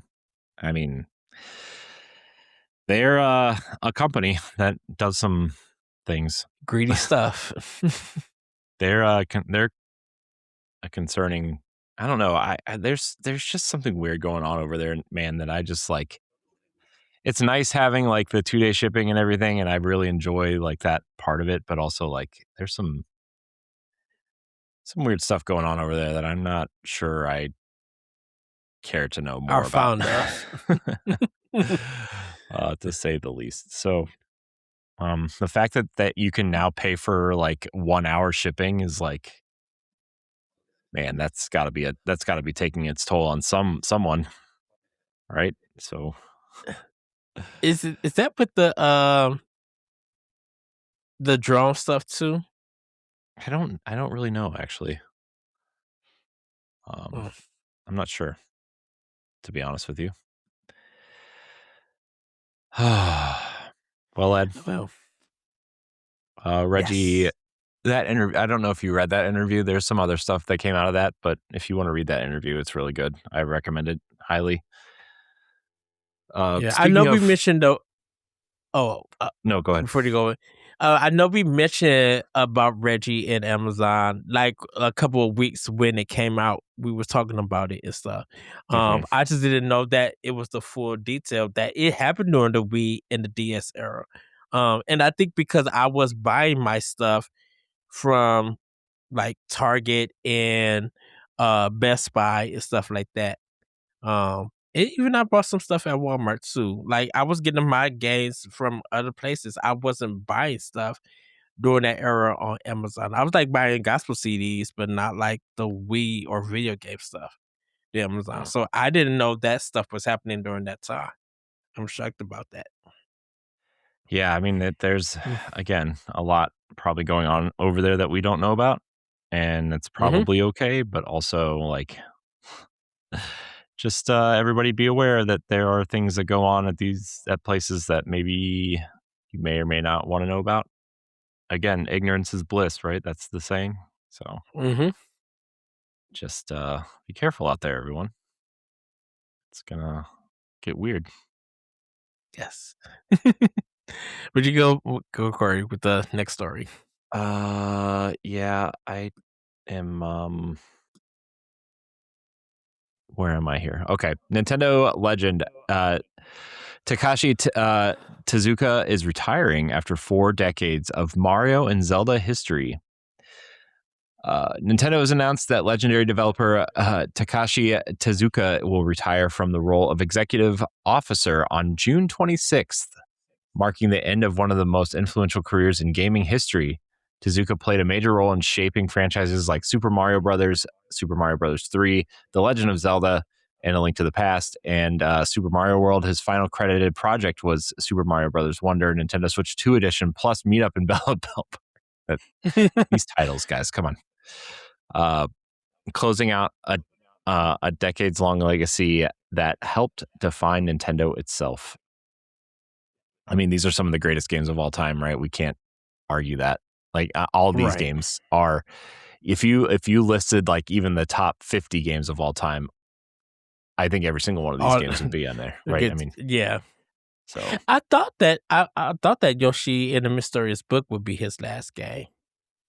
I mean, he did. It's not out yet, so we don't really know who what the credits are yet. But because he did Yoshi's Woody World, and I think he might have did Crafted World too. Maybe because I remember that direct that he had the Yoshi because the that Yoshi that I wanted before they made it to Amiibos too. I love Woody World and Crafted World. It's just top tier games. Top tier games, he says. Yep. So congratulations on a well-deserved run, well-deserved retirement. 4 decades, 40 years, 1986. That's legend. Yeah, it's quite a career, man. Quite a career. All right, Ed, let's move on to some third-party news. I'm so ready for this one.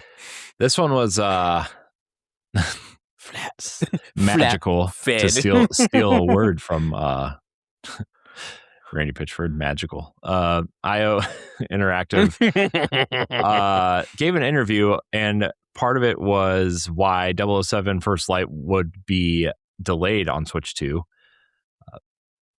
IO Interactive promises 007 First Light won't suffer Borderlands 4's Switch 2 fate. IO's CEO Hakan Abrak, I think that's how you say his name, Abrak, says fans shouldn't worry about 007 First Light being delayed indefinitely on the Nintendo Switch 2 like Borderlands 4. While the studio now expects a, quote, late summer release window, Abrak emphasizes that the game is already running on Switch 2 and that the extra time is being spent to ensure the port meets quality expectations. Following performance complaints around Hitman World of Assassination on Switch 2, IOI appears determined to avoid launching another version that feels compromised. There are some pretty shady quotes towards Randy Pitchford in there too. Yeah. To be fair though, like, what are you guys doing? You know, like, why not IO? The other 2K? Gearbox. Oh my gosh, Gearbox. Like, what are you doing? You know, like. People want it. People were looking forward to Borderlands. Heck, they even put one of those trailer things on the Nintendo's YouTube channel, the developer things, right? Like what were they called? Developer diaries or something. And like made like this huge deal about how Borderlands was not going to be compromised on Switch 2, how it was the same game. And like, it's like, clearly somebody was lying. And then they can't. And then Borderlands, then 2K now got their own story out. It's because Randy Pitchford's just like an idiot, and they're trying to play cleanup. You know, like. Well, this game, the news story that came up was from the CEO Strauss Zelnick, and And he said, we've been addressing those challenges and we want to make sure that we're fully addressed Borderlands 4 from a consumer's point of view before we bring it to more platforms. But then he's just like, he says that they already show support for Switch 2, but the primary console focus is still Sony and Microsoft platforms. You don't say that. I mean, they can You say know, whatever they want. They're 2K. I They mean, can yeah, say whatever they want. It really you, doesn't matter at the end of the day, right? Because like, here's the thing. I think some of these companies, hundreds of millions of dollars is not going to do anything when you make Grand Theft Auto, and it's going to make $2 billion on day one, right? Like, right. like that money is really, it's the same reason why Sony's pulling their games from PC, right? It's like, yeah, it's nice to have that extra money, but like for how much it costs to develop for that platform versus how much you're getting in return, like, is it really worth it? And like, I think that's It been the has to be problem with because these. That's been the problem with these like companies putting stuff on Switch in general, right, or on Nintendo platforms in general, is because like a lot of these companies want hundreds of millions of dollars or billions of dollars instead of just tens of millions of dollars, right? And it's like, with budgets and everything, I get it, like I understand, but at the same time, like, 2K promised Borderlands on Switch 2. There's physical boxes out in the wild. There's videos out there of it, and like now you're just not gonna put it out. Like that's the thing. But again, I just don't think these companies care enough to like care. Well, I think I understand why they delayed it, because the PlayStation and Xbox version wasn't up to snuff. It had a lot of problems. I can understand that they're Yeah, it wasn't great. delaying it or they put it on pause and stuff. But just be real with us. If you said that your primary focus now is Sony and Microsoft as consoles, just cancel the thing. Just be up and said, "Hey, everybody, we apologize, but we got to cancel the Switch 2 version. We weren't meeting expectations. We couldn't, we were trying to get the original game for these consoles fixed, and definitely with PC, it takes so much work that we just decided that instead of having a higher budget and risking loss, we just decided to cancel the game. Just be real with us and say that you're canceling Borderlands 4. I mean, they might. It. I mean, they might come out and say that at some point. I mean, they have to say that in a financial report eventually because they're a publicly traded company, so they have to say that. Right. So we will know either way at some point, but they're going to hold off as long as they can because they don't want to A, disappoint people, and B, like, canceling a game that you made such a huge deal about is going to anger a lot of people for 10 minutes. I mean, and you guys in 2K supported Nintendo with what? Sports games? WWE, 2K basketball? Like, okay. I mean, they've put a lot of games on Switch. I mean, Borderlands 1 through 3 are on there. XCOM's on there. Civ is on there. The BioShock collection's on there. Like, I know some of these games are older, but a lot of them were new when they came out. Like, 2K's got a big presence on Switch. I mean, yeah. It's the same. It's the same thing. Like, it's the same thing we talk about with like Activision, right? Like, Activision has literally put everything on there except for Call of Duty, right? But Call of Duty sticks out because it's the biggest franchise in the world, But also Activision, when games should have released along with Xbox and PlayStation, those games would come out first and then 6. I know, but it's the same conversation you and I have like at least once a month about like Switch doesn't run on the same architecture. They run on mobile architecture, not PC architecture, the way that Xbox and PlayStation do. So like there's a lot of different types of porting, right? They run on NVIDIA, not AMD. So there's stuff there. It's less powerful. So there's stuff there's a lot of factors that go into developing for Switch. Like, and this is just armchair developing. This isn't even like coming from a real developer, obviously. I just know there's a lot more that goes into it that I know people don't take into consideration. which is fine. think It's fine that people don't take it into consideration because they don't understand it. But also, like, I'm also of the mindset, if you don't understand it, don't complain about it. You know what I mean? But I think, but my thing is that you're putting expectations of day one releases when Nintendo stuff gets announced with the other projects, and then But I when think it comes, I think that's the goal, though. Eventually, like this gen is to like get things out at the same time. but and I know I argue this and talk about this so much. But it's just like Nintendo's always continually to get the end of the stick. That's the one that always get the sacrifice, not Sony and Microsoft. And so then when Sony and Microsoft stuff comes out and it does okay and stuff, and then when Nintendo's versions come out and it's selling more than Sony and Microsoft put together, then what? It's just like, why are we getting the end of? Why are we getting the end of the stick? But we do better in the end result sometimes, depending on the game and everything. You know, why do we have to now suffer the 6 to 8 months delay, or whenever they get a game gets announced that should have been day one, and then we may not even see it in the same year that the other two get released and everything. And it's just like it continues to happen. And I can understand. If you want to announce, my thing is this: if you want to announce it for Sony and Microsoft and get a release on those platforms, say it there. And then if you want to do it for Nintendo, do some good development time on the Nintendo version and then announce it and give us some and stick to whatever release date or whatever. If you're going to announce it for Nintendo, just announce it at a later date. We're fine with that. We are literally fine with that. Don't announce your stuff on day one, or announce your stuff that is coming to the all platforms, and then later on down the line, Nintendo gets the short stick. You know that we now may not get it, or it's going to be delayed.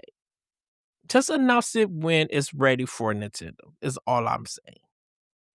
Sorry, Corey. You don't apologize to me.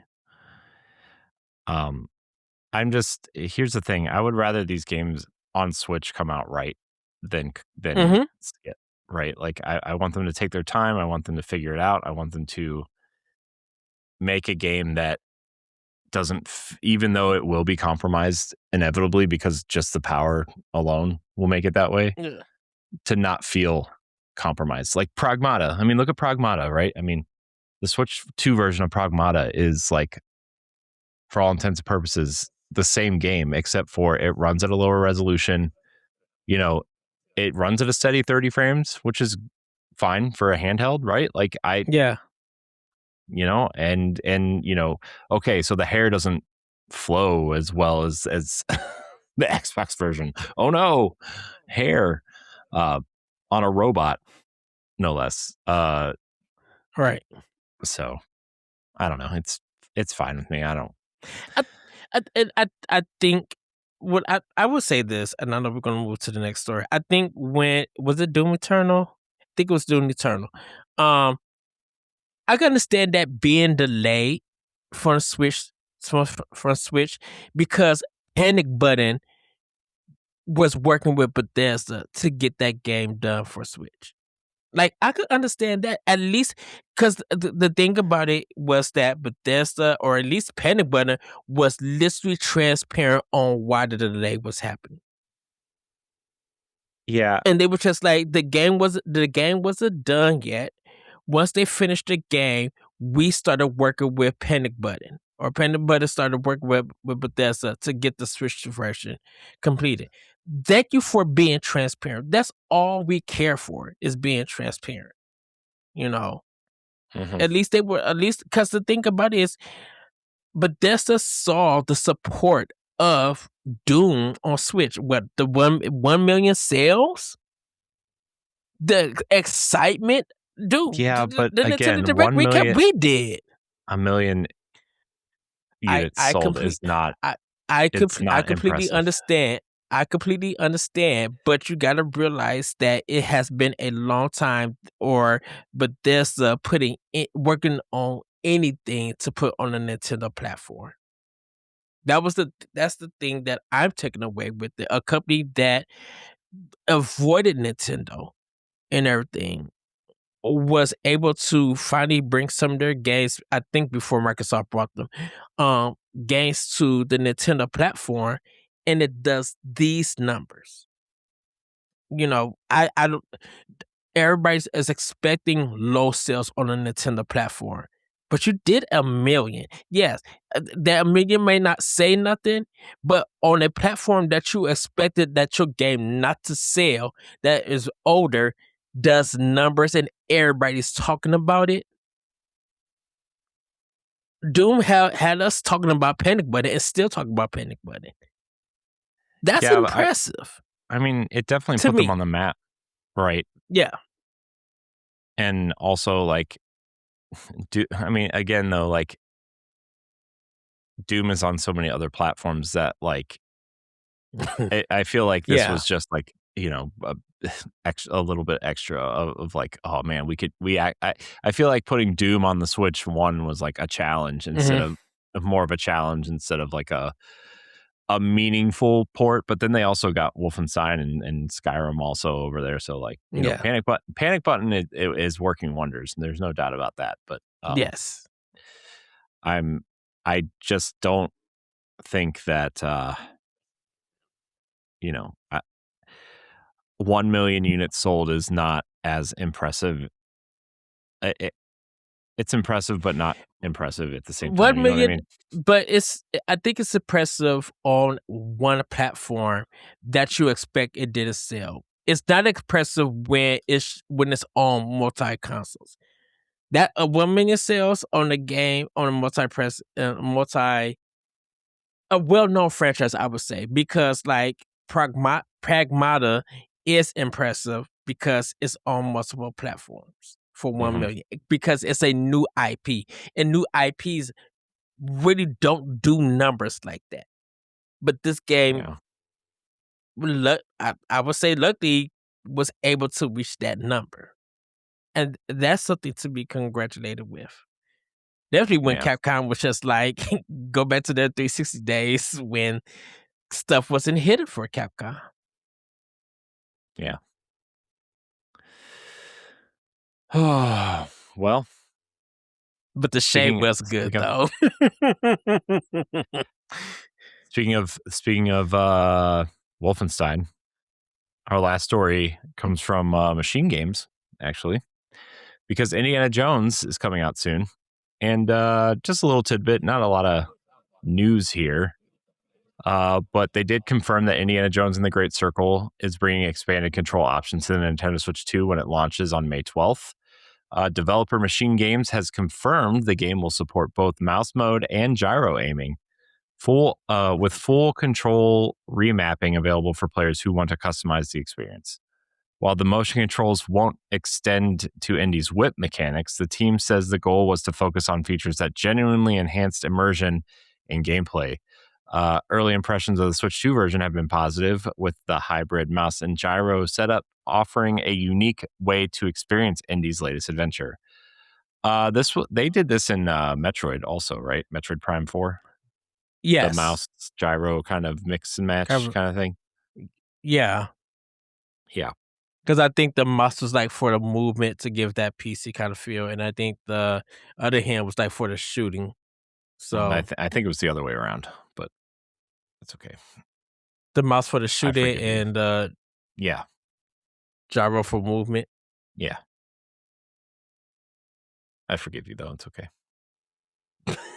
maybe it's because of the way that I'm thinking, that the mouse would have been in my left hand for movement and pointing and shooting with the gyro. The mouse in my right hand. Mouse is in your right hand. Who uses a mouse with their left hand? Some people can. No one. The correct answer is no one uses a mouse with their left hand. Moving on. It's time for Pack Watch. Pack Watch. Hadouken. I hate you. Here are the games that you can be purchasing on your Nintendo Switch or Switch 2 this week. Ooh, Speaking of, yes. Indiana Jones and the Great Circle, $69.99. Uncover one of history's greatest mysteries in a first-person single-player adventure. The year is 1937. Sinister forces are scouring the globe for the secret to an ancient power connected to the Great Circle, and only one person can stop them. Indiana Jones. Oh, man. Also on 512, you're getting Quartet, a series of unlikely train robberies, a mysterious deck of cards, a fleet of deadly airships, an accidental mage. Choose from 4 stories in any order and discover how they intertwine in this turn-based RPG. So it's Octopath Traveler Light, it seems. Yes. Call of the Elder Gods comes out on 512 also for $24.99. If you remember that the prequel, well, it's in the description. So journey to the far corners of the earth and unearth ancient horrors in the Lovecraftian narrative puzzle adventure and sequel to 2020's critically acclaimed Call of the Sea. Sectori comes out on 514 for $14.99. Sectori is an intense, fast-paced twin-stick shooter infused with hard-hitting techno music. Sounds right up your alley, Ed. Yeah. A game where high adrenaline gameplay, visuals, and music come together to transport you into another state of consciousness.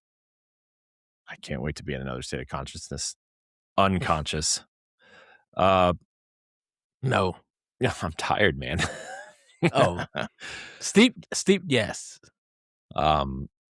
Perfect Tides comes out on 514 for $19.99. Perfect Tides is a point-and-click adventure about a game about the agony and anticipation of being a teen. Set in the year 2000, you follow Amara, an internet-obsessed young writer who lives on a so-called island paradise. Road Out comes out on 514 for $14.99. Raise hell in this post-apocalyptic action RPG that mixes rotatable dungeon exploration and top-down racing mechanics. You're Claire, a mercenary who survives by executing sabotage, delivery, and murder contracts in the Dead Zone. Work for hire, thrash rival gangs, and race to glory. All right, here's the third week in a row I've read this one. Outbound is supposedly coming out on 5/14. Explore a colorful world and build your own cozy home on wheels. Craft workstations and source energy from the sun, wind, and water. Upgrade and customize your vehicle, grow crops, and live sustainably off-grid with up to 4 players. I'm not reading it next week if it's delayed. Outbound. Nope. Not again. Exactly. So, let's see. Where am I at now? What is happening here? Why is this here twice? Small land. No, I'm trying to fix something here, and this intro is here twice. All right, Outland. Small Land. Survive the Wilds for $24.99 is coming out on 5/14. Experience a big adventure on a tiny scale. Enjoy multiplayer survival in a vast, hazardous world. Preparation is key when you're this small and at the bottom of the food chain. Craft weapons and armor, tame and ride creatures, build encampments, and explore a strange new land. This sounds like a ripoff of Grounded. So that's cool, I guess. Here are the weekly updates on games that you could be playing on your Switch or Switch 2 right now. Capcom just dropped a free update for Resident Evil Requiem on Switch 2, adding the brutal new Leon Must Die Forever minigame mode, where players race through combat-heavy stages, unlock enhancers, and try to survive insane difficulty levels after beating the main story. Nintendo's dropped a special release on the Nintendo Music on the Nintendo Music app, featuring 10 early tracks from the upcoming Switch 2 version of Star Fox, giving fans about 30 minutes of orchestral music, including classics like Corneria and Star Wolf's theme. I need to listen to it. A massive free Test of Time update is coming to Civilization 7 on May 19th, letting players stick with one civilization across all ages again while also overhauling victories, legacy paths, now called triumphs, and adding new maps, systems, and balance changes across Switch and other platforms. A new crossover event for Tetris 99 celebrates Tomodachi Life, living the dream by letting Switch Online players earn 100 points to unlock a special theme designed inspired by the Island Life game. Great. A major update is coming to Under Night in Birth, Ciscelis. Okay. Alongside new DLC fighter Zohar. This is a fake game. In summer 2026, adding balance changes, ranked system upgrades, improved frame data tools, and mission mode features, while developer French Bread also teased future support activity across its fighting game lineup.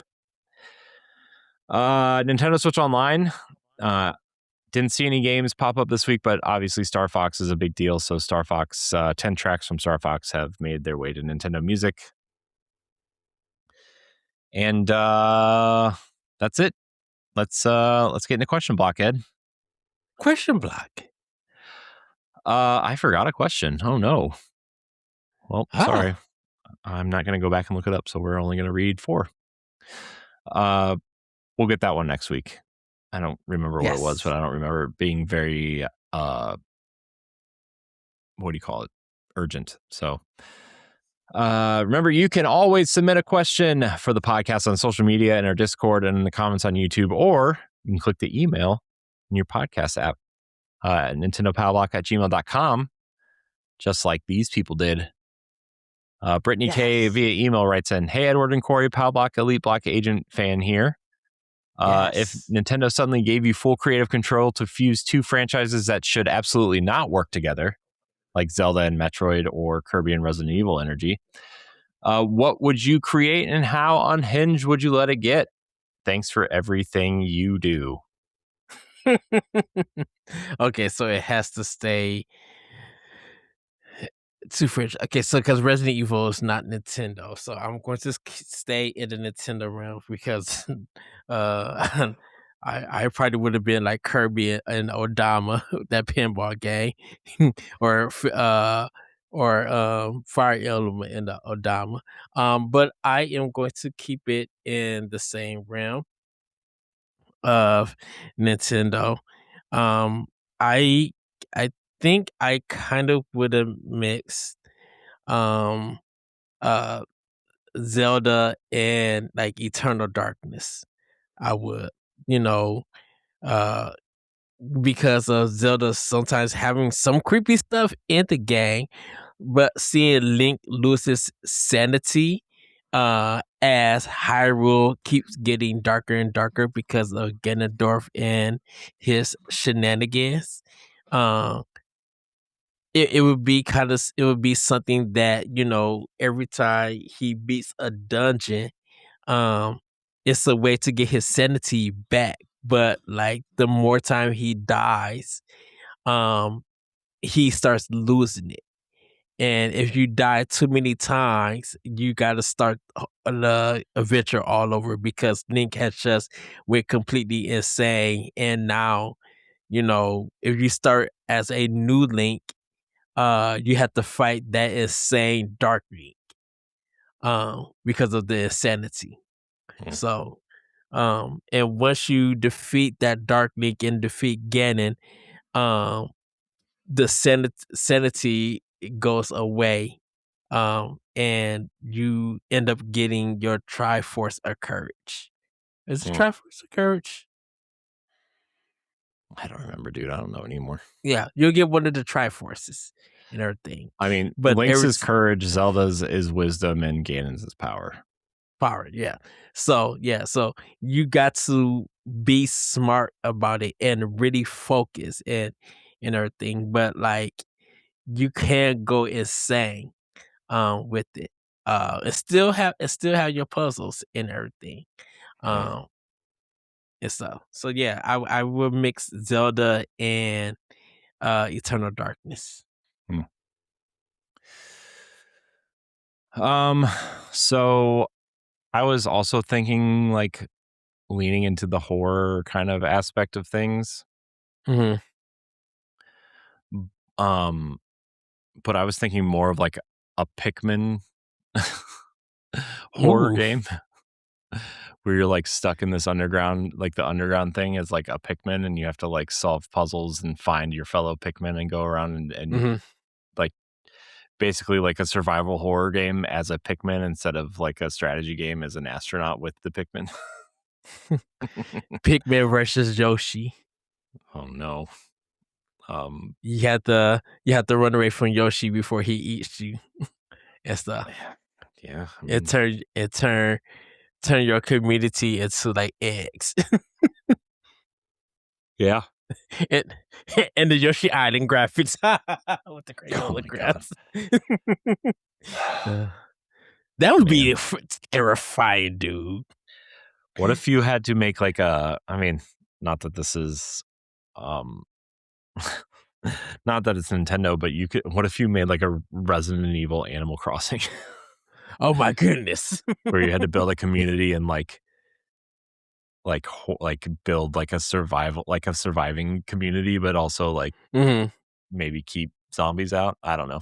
I mean, I guess that kind of makes sense for that genre a little bit, but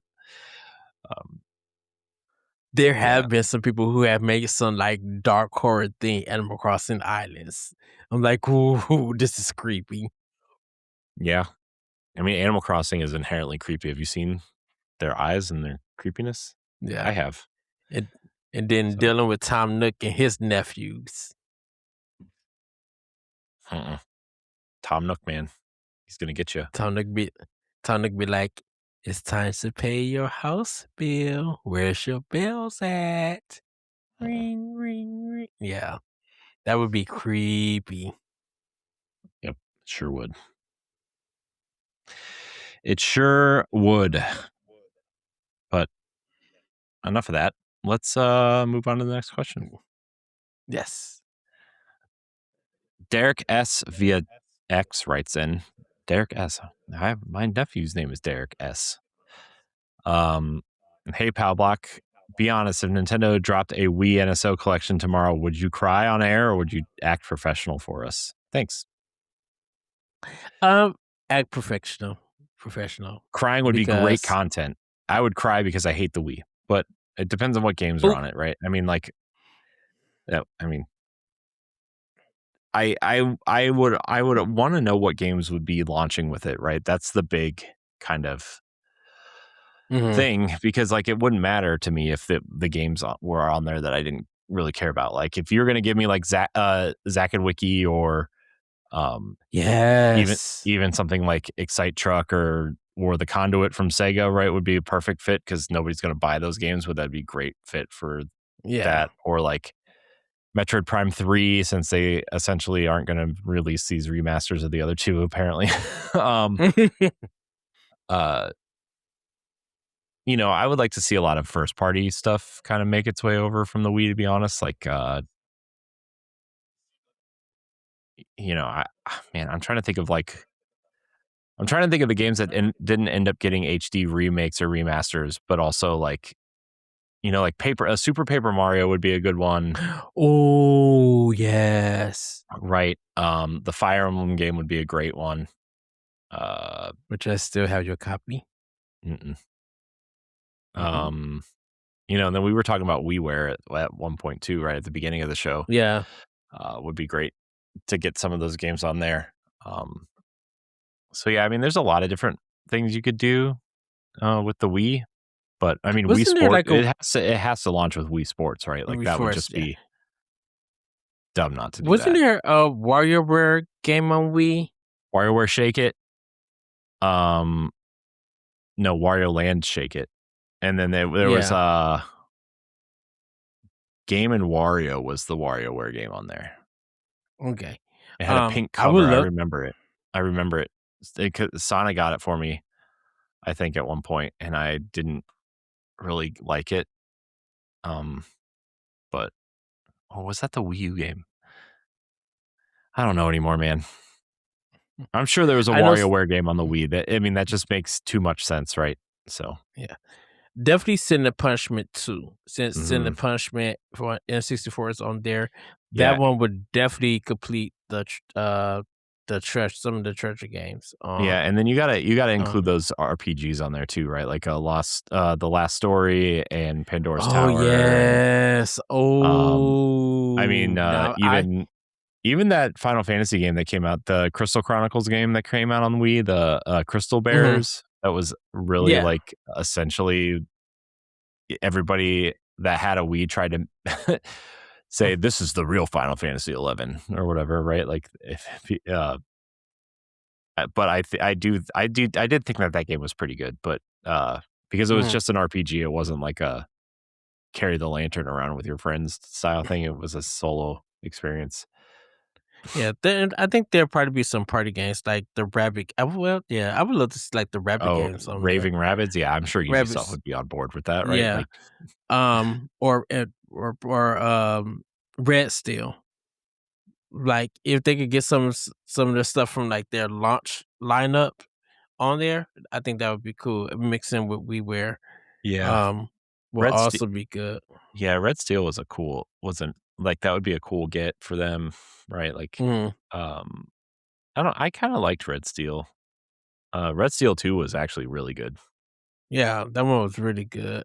Um, and then Sega did some stuff on Wii, like, Mhm. well, I mean, no, because they I mean, already got like they had those weird Sonic games, right? Like Sonic and the Secret Rings, and the what was one the that other he was one? like a knight. Yeah, Sonic Unleashes the werewolf one, I think. yeah, Um, but that House of the Dead Overkill would be like mm. a bunkers one. Yeah. They had all those Resident Evil rail shooters too, right? Like Yeah. I'm trying to think of what else was on there that would like be meaningful. Um, yeah, That'd be crazy if Rockstar put Bully on there. they wouldn't, dude. They want to sell their games. They're never gonna put Bully out again. Well, they wouldn't put that what was that one kill game? Manhunt Manhunt. 2. Yeah, That yeah. yeah. I mean, yeah. There's a lot of choices from there. I'm just trying to think because there a lot of games from that era also have gotten HD remasters too. So like, Mhm. you know, Carnival games would probably be a big one. I'm looking at Wii games right now to try to see. Oh, Yeah. you know what we missed? Punch Out. Ooh.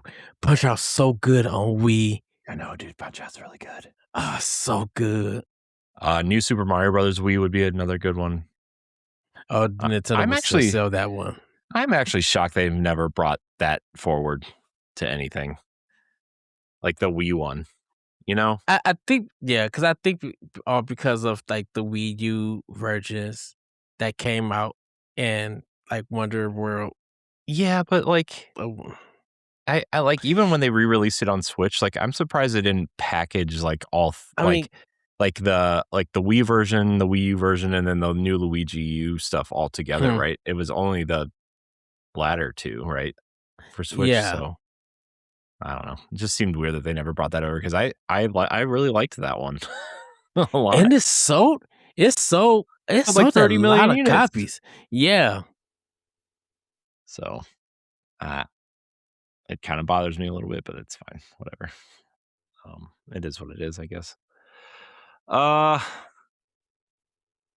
Yeah, I'm trying any other Wii notable Wii games. I mean Mario Kart, I guess you could put on there. Mario Kart, Wii, right? What is the one with it starts with the M with the guy with the 3 swords that you have to switch. Dang it. The what? What now? I don't know what you're. More Cyber the more Oh, Muramasa the Demon Blade, yeah, more Master the Demon Blade. the Yeah, Vanillaware game. Yeah, such a great game. Phenomenal. I think it's only I think it's only on Wii and PC, or did PlayStation get one? I think PlayStation got one. It was on Vita. Okay. So yeah, it was on Vita, but I don't really know much more. Really. All right, Ed, let's move on. We got 2 more questions here. Tyler M via Twitter, X, whatever you want to call it. Hey, Pow Block, if Nintendo replaced every direct with Edward and Corey just arguing live for 45 minutes. I mean, you could tune in every weekend to watch live for 3 hours if you want. That is she. Would that be peak content or the downfall of civilization? Elite Block agents would definitely try to moderate, but fail spectacularly. You know what? I would say that it would be peak content because of our discussions. We definitely, I mean, of course, our hot 45 takes. minutes, Ed. That would be the first game in the direct. That would be the first 45 minutes. Yes, and then we'll still start naming games and loving games and stuff. But I think it would be peak content because we will be discussing that game and how it connects and how it plays in the Nintendo family of systems and ideal of gaming and stuff. Will we be right or wrong about it? I'll probably be the most wrong one because of my hot takes. You will probably be right because I'm always right. You're sometimes majority right. You know, I'm always right. You can say that. It's okay. There'll be times we'll disagree. Well, there's been times I've been right. So you got to give me some points. I'll give you points as we argue. Right. Like as we just put the question to the test right now. But I think it would be peak content. And plus Nintendo would have to pay us a lot, and they'll be like, wait a minute, these 2 people are arguing about games? These Nintendo? 2 idiots? Yeah, pretty much. Oh man. So fun. No, but I think if we ever did like a Nintendo Direct, even for 45 minutes, I think we would be excited for every game, and our discussions would be positive and all the possibilities and stuff. I think it would still be peak content, so I'm gonna stay with that. Sure. Yeah, I mean, it's always peak content when we're arguing. Our last question here is from Evan J via email. Hey, Edward and Corey, big shout out to the Elite Block agents and everyone in the Pow Block community. Y'all made me dust off my old cartridges again. I recently found all of Boss Rush's content after your Iron Lords appearance, and I'm subscribed everywhere. Well, thanks. Thank you. Welcome.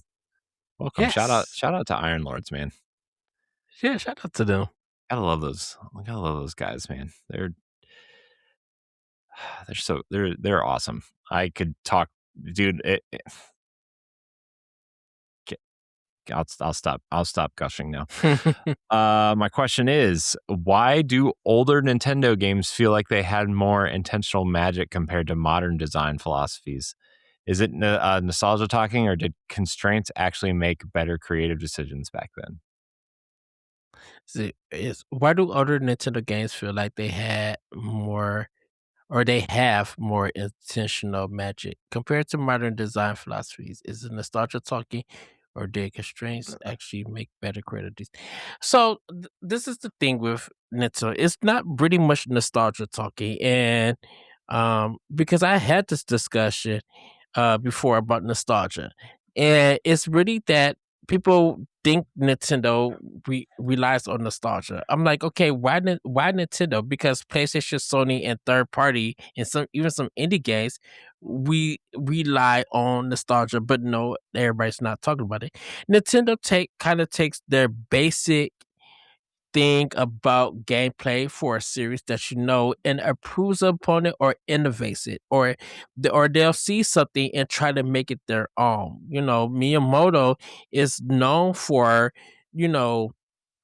questioning the developers. And like, even if you look at Splatoon, when the first one came out, and how the three directors who made that game really was just like, they went to Miyamoto and presented their idea, and Miyamoto questioned, how do you do this? How would this connect? How do you change this? How would you innovate it? Because I'm like, if you're doing something that everybody else is doing, then what makes the game special and stuff? So I think with Nintendo, they're always trying to do something different. They're always trying to push gameplay with new ideas while still having that familiar context that you know for the game. So I don't think it's always nostalgia talking, because just look at the Star Fox Direct.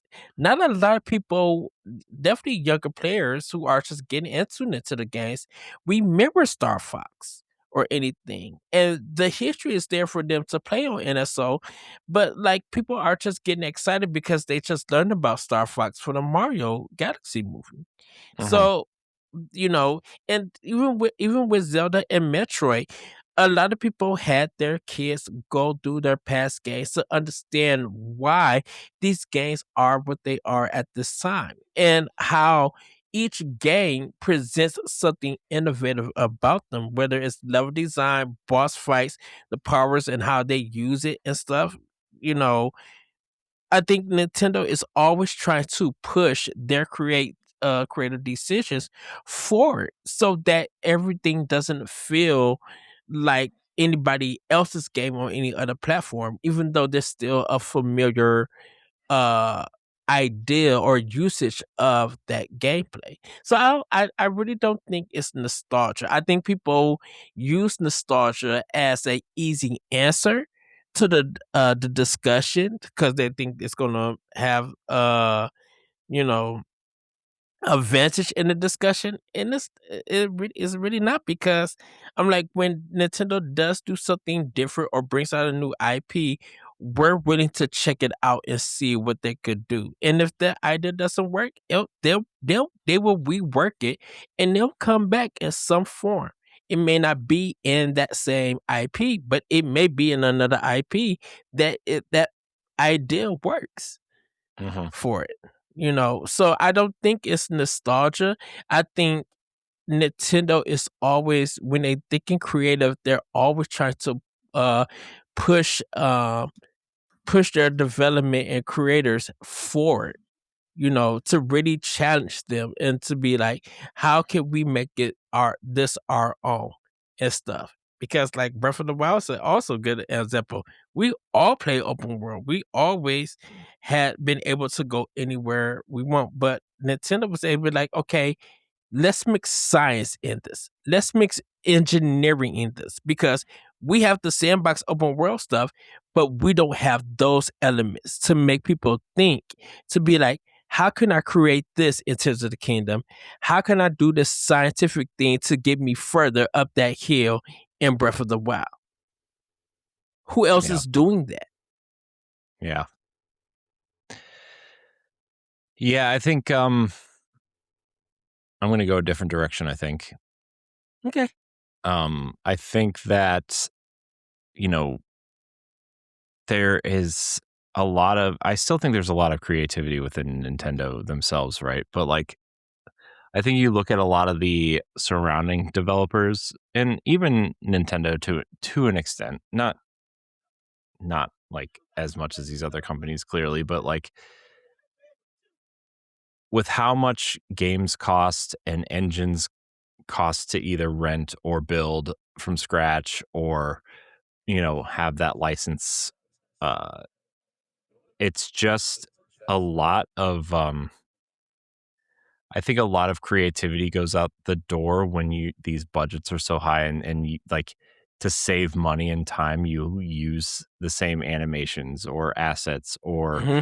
sound bites, or um all those sorts of things, just to save time and money. And I think that games take so much longer to make now, that you are trying to look at where can we save time and money and things like that. And back then, right? I mean, Final Fantasy, what, 4, 2, 4, whatever, was made in like 8 months, right? Could you imagine making a huge RPG in 8 months now? No.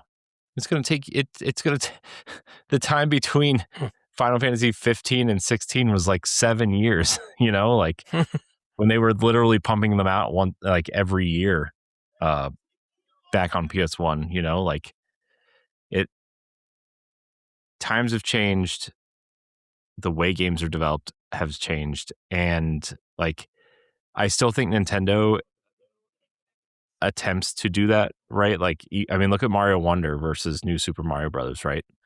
They innovated. They changed the way they changed the art style, they changed the animations, but like I think we look at Mario and we think Mario has kind of looked relatively the same since the Nintendo 64, right? Yeah.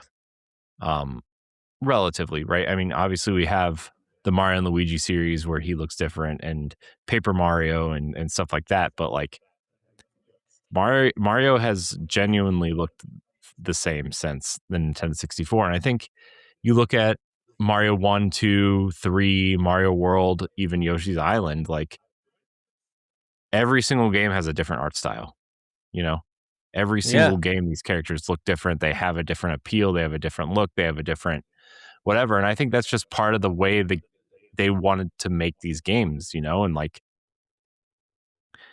I think Zelda is a little bit more forgiving in that area, right? Like every Zelda game, obviously Tears of the Kingdom and Breath of the Wild, like that whole universe has its own thing. But genuinely speaking, or Zelda has changed its art style every game, except there's kind of two exceptions to that, right? With Ocarina and Majora, and then Breath of the Wild and Tears of the Kingdom.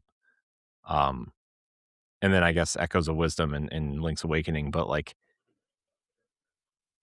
I think you look at these Zelda games and like, oh yeah, this is a new Zelda game because it's got a different art style, right? And I think they still explore that. Metroid, I think, is another one that actually doesn't change art direction all that much, right? Like Samus will get a new suit, right? But I think generally speaking, there are so few of them that I think the art style changes because of the technology available, not because of the ideas or Of the whatever. game. You know, Yeah. um, so I think there's a lot of different ways to approach this. I just think in general these days, games are so expensive to make, and companies are just really trying to find ways to uh cut costs, and everything is built as a franchise now, right? Like they're really trying not to build things as one-offs. They're trying to build them as trilogies, right? Which is why characters all look the same in every game, right? Like look at Horizon on PlayStation, and Uncharted and God of War, and you know uh they're built as franchises. They want these games to last decades, but it's also like it's not the same way that Nintendo has built lasting franchises, right? They're building them with Right. the intent to tell a story across 3 games, not, "Oh, we need to make a new Mario game. What are we gonna do this time?" You know what I mean? Like, it's not that they don't approach games like that. Nintendo has always been different in that respect, and, I think you're gonna continue to see that.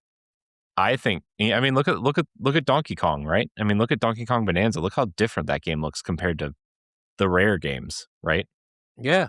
I mean, that was a big drastic change. Um, so yeah, I think you're going to start seeing.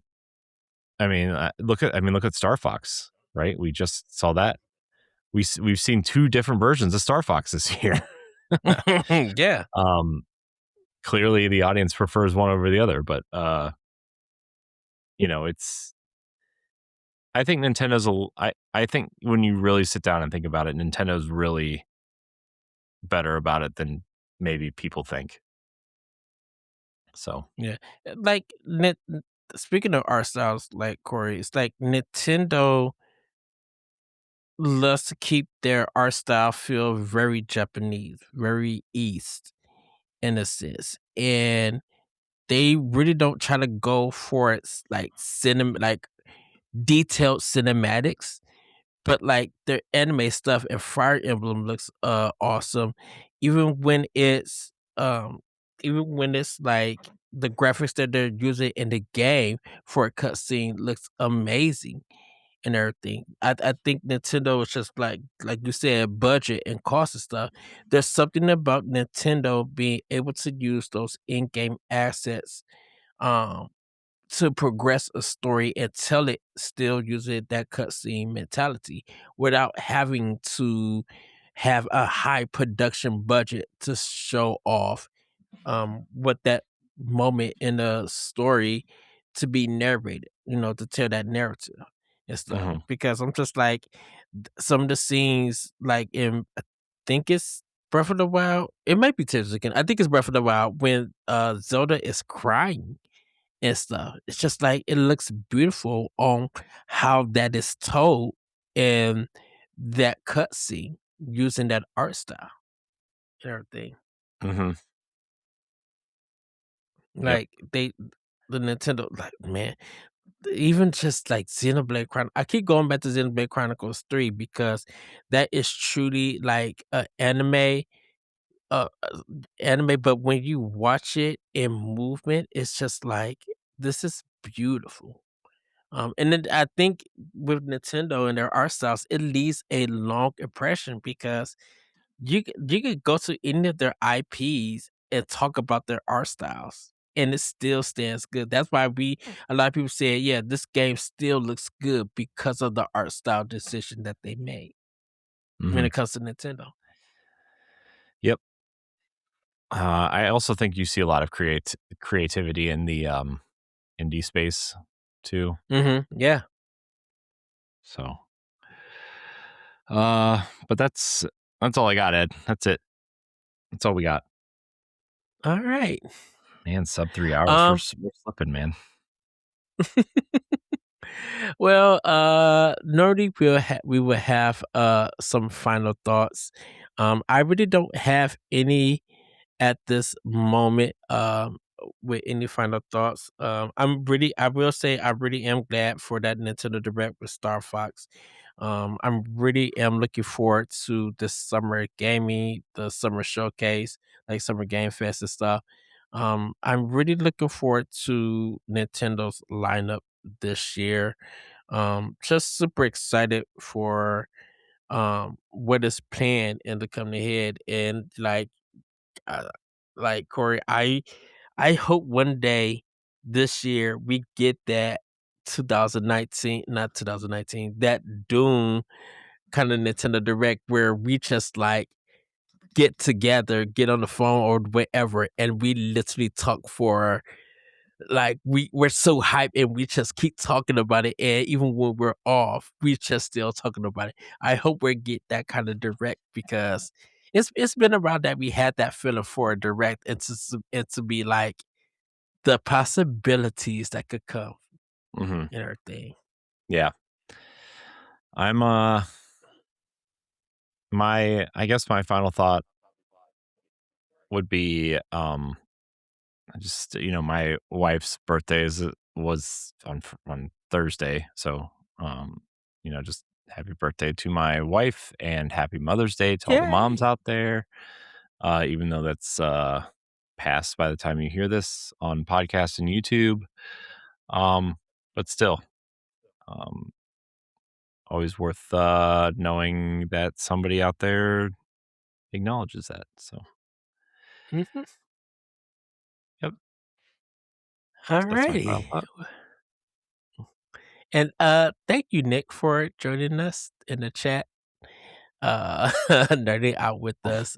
Truly appreciate it. Um, with that, and thank you to everybody who sent in a question. We really do appreciate you guys. Keep sending in questions because we do love to answer them.